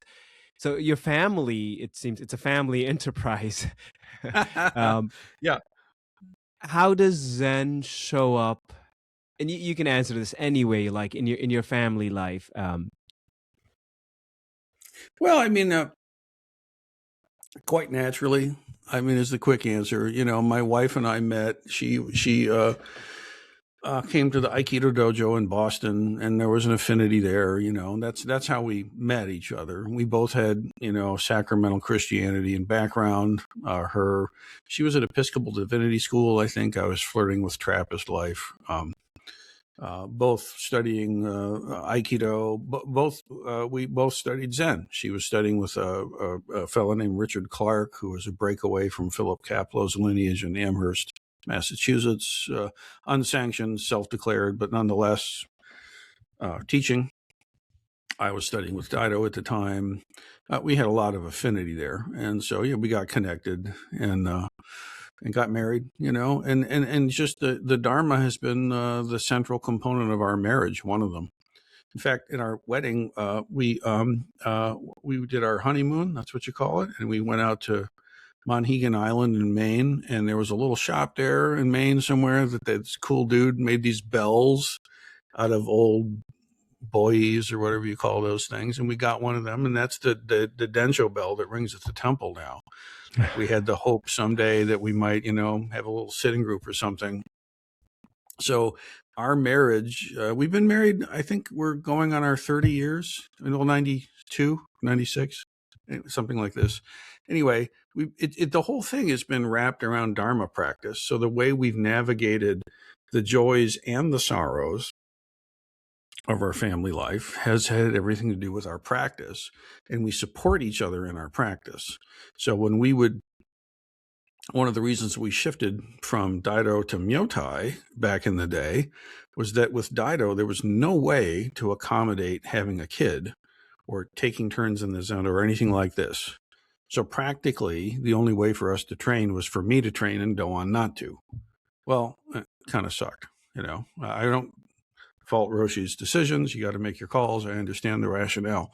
However, Myotai then made space. She was renting space at Garrison Institute. We could bring our daughter along. There was some flexibility. We were both, you know, nearly 2 decades into Zen training at that point. So we weren't no greenhorns at the thing, but she allowed us to kind of take turns in and out of the Zendo. So our daughter grew up getting in the car seat, going out and, you know, being at retreats. That imported over to Boundless Way training at Worcester. They allowed us the little room in the back there where we had our little family zone, and we would trade in and out of the Zendo. You know, Melissa and David and James were incredibly gracious in allowing our family to kind of port in this way, and that's what enabled it to work. So our poor daughter has grown up in Buddhist settings, you know, and then God love her, you know, we used to turn our own house into a retreat center. So the students would come, the entire living room would get deconstructed, establish a Zendo, and our little, you know, 8-year-old, 9-year-old, 10-year-old is trying to like have a life. And then suddenly there's all these people in the house, you know, having sessions, sitting silently. And, you know, we all made it work. You know, we all got through the thing. So she, unlike myself and Doan, our daughter Ryuka, that's Dharma name, her Isabella, she actually grew up in a convert Buddhist home, is what I would call it. And so she naturally kind of has it in the bones. See, the Mindfulness Institute, the Toledo Mindfulness Institute, was an experiment that I created. I had the religious platform in the temple. I had the academic platform in my role as a professor there. So I have mindfulness teachings and stuff that's appropriate to that setting that I do. But I didn't have a secular way to make an impact. And one of the things that came out of a conference in 2011 called the Mahasangha Teachers Conference was that mindfulness, secular mindfulness, like it or not, is happening. And we as lineage holding teachers are either in the conversation or not in the conversation, but it's happening either way. And Bhikkhu Bodhi and I had a conversation about it at that time, who's an eminent translator of the Pali Canon. And it was then that I made the decision that I would have some way of being in that conversation. And so that's the Toledo Mindfulness Institute, which I've since passed on to her, and she's having fun with it. How does one, well, before I ask the question I was just about to say, this is related to family and family life within the context of Dharma. In one of your talks, you refer to noble friends. How do you distinguish just regular friends from noble friends?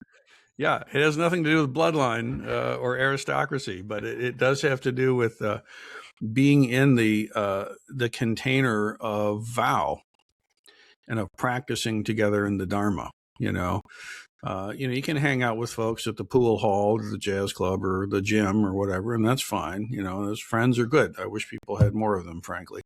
But a noble friend is someone that is also practicing the Dharma, the Buddha Dharma. So Sangha is noble friends. Sangha means folk also who are training in the way that we are training, see. So not every friend is a noble friend. I wish it were so, but it's not. So the thing about a noble friend is everybody's actually practicing the Dharma together. And then, therefore, we become a context for each other's growth and development. See, we catalyze and affirm and give correction as necessary and if needed to each other's awareness. This is the noble friendship of the Sangha. You talk a lot also about the preciousness of human life. Given so, is there something that you would consider to be a waste of time? Unrealized time is wasted. So most of life for most of us. That's right. Mm-hmm. Frankly, that's right. I mean, and that's why I'm so passionate about this. And interestingly enough, that the precious human life teaching came to me from Geluk Rinpoche, from the Galupa tradition. And he empowered myself and Doan to teach what's called the Lam Rim from the Galupa Tibetan tradition. Another gift from that conference, actually, was this, resonance really with cross-lineage training, having some exposure, some depth exposure, frankly, to some other lineage. And in our case, Geluk Rinpoche was just up the way in Ann Arbor, and we began studying under his guidance. And after some time, the Lam Rim, which is sort of it has its roots in Atisha, who's in my lineage, in the Zen tradition. He formulated this sort of root text about how to organize sutra teachings. And then Pabanka and Tsongkhapa later did kind of midrashes about this, as did Geluk Rinpoche. And it's a very organized way of understanding the Buddha's teaching in the Mahayana Sutras. And one of the key points is precious human life. It relates to the 6 realms of suffering, and that the human realm is actually the ideal realm, not heaven. Heaven's a trap, honestly, right? It's the human realm where we actually can come to awakening. So noble friendship in the human realm is the ideal circumstance for awakening. Mm-hmm. How does one develop the will or inner strength?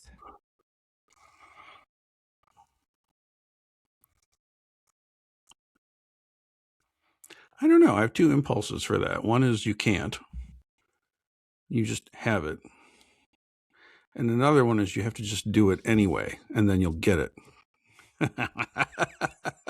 So kind of a yin and a yang answer, right? I think. So developing will, I think I've developed my will because I've exercised it for a very long time. And I also know how to chill, by the way. I don't want to give the impression that I live like, Mr. Spock. I'm logical at every moment. I'm not. I chill. I too have a Netflix account. I know how to relax. Okay. So I don't want to give the impression that I don't know how to chill. I do. I thoroughly enjoy my life. I hope that's somewhat communicating. But yeah, will comes from the exercising of it, if someone's struggling with this, what I would say is you have to lower your bar really low and then crush that low bar and then add a little bit and then crush that and then add a little bit. Kind of like if you're going to start deadlifting, you don't start with 500 pounds. It doesn't work like that. Okay. You start with a bar and you get the form really good and you just be very humble about it. Right. And then you get a coach. Sounds similar, right? And then you make sure your form is right, and very gradually and very safely you start kicking it up, and before you know it, you're strong. Okay. But it's in the doing of the thing that it becomes. See, now there is something happening that I do not know how to account for. And this is something that I'm seeing in the younger folk, those that have had their developmental years severely impacted by the pandemic. Okay. And there is something there where their skills of relationality are challenged. Their capacity for focus is challenged. I speculate on this. I don't know why this is the case. I don't know if now I'm the old guy yelling at the cloud. I don't know. Or if there's some impact that between the pandemic and the social media and the devices, some developmental thing has not clicked in the way that we would like. But I'm deeply concerned about that. I feel like the young people, this is critical. And I think the upside of this is that the young people that learn how to develop themselves will succeed very quickly, because most people don't know how to, you see. And so I hope for everybody's sake, for society's sake, for their sake, for all of our sakes, that the whatever wisdom has been passed down from the generations, if it's going to have any value, it has to show up in a way that can land in the next generation's lap, that they can take it and integrate it and use it. So your question about developing capacity is a very salient one. And I don't know the specific right answer for the young generation. I know that my experience is important for some folks to have as a point of reference. I know that for the people that resonate with me as a teacher, I work with them very directly on these things. Writ large, I don't know. We'll have to see. Ask me that again in a decade. Hopefully I'll have a better answer on that one. Well, you mentioned weight training as an example, I think, but I find that sports and weight training for many people is a way to cultivate the will. Sure. Oh, among my students. Yeah. Well, yeah. Thank you very much. This was a wide-ranging, interesting conversation. And people can find more about you on BuddhistTempleOfToledo.org. They can find more information and the podcast, and I'll also link the YouTube link. Is there any parting words you would like to say to the listeners? Just to say, take yourself seriously, and also take yourself joyfully. I mean, it is possible to go through a whole day and just kind of miss it. And I think we all know what that feels like. And it's also possible to go through a week like that. And you know what? You can actually go through a month or a season or a year or a decade kind of sleepwalking. And please don't. Please take yourself seriously. Give yourself the gift of taking yourself seriously and learn how to joyfully and with great zest and fun realize the truth of yourself. Mm-hmm. This is the great adventure of life. Maybe you run a hedge fund, maybe you're a nurse's aide, maybe you're a construction worker, maybe you're a stay-at-home mom. It doesn't matter, really. What matters is that you realize yourself and give that away for the sake of all beings throughout space and time. And it's a blast. It's really fun. Yeah. You should be enjoying your life. Being serious about joy. Yeah. Joyful effort. Critical, one of the paramitas. Yeah. Mm-hmm. Well, thank you so much. Thank you. Thank you so much for having me. And I'm grateful for your efforts and what you're doing here. Appreciate it. Thank you, Rinsen Roshi.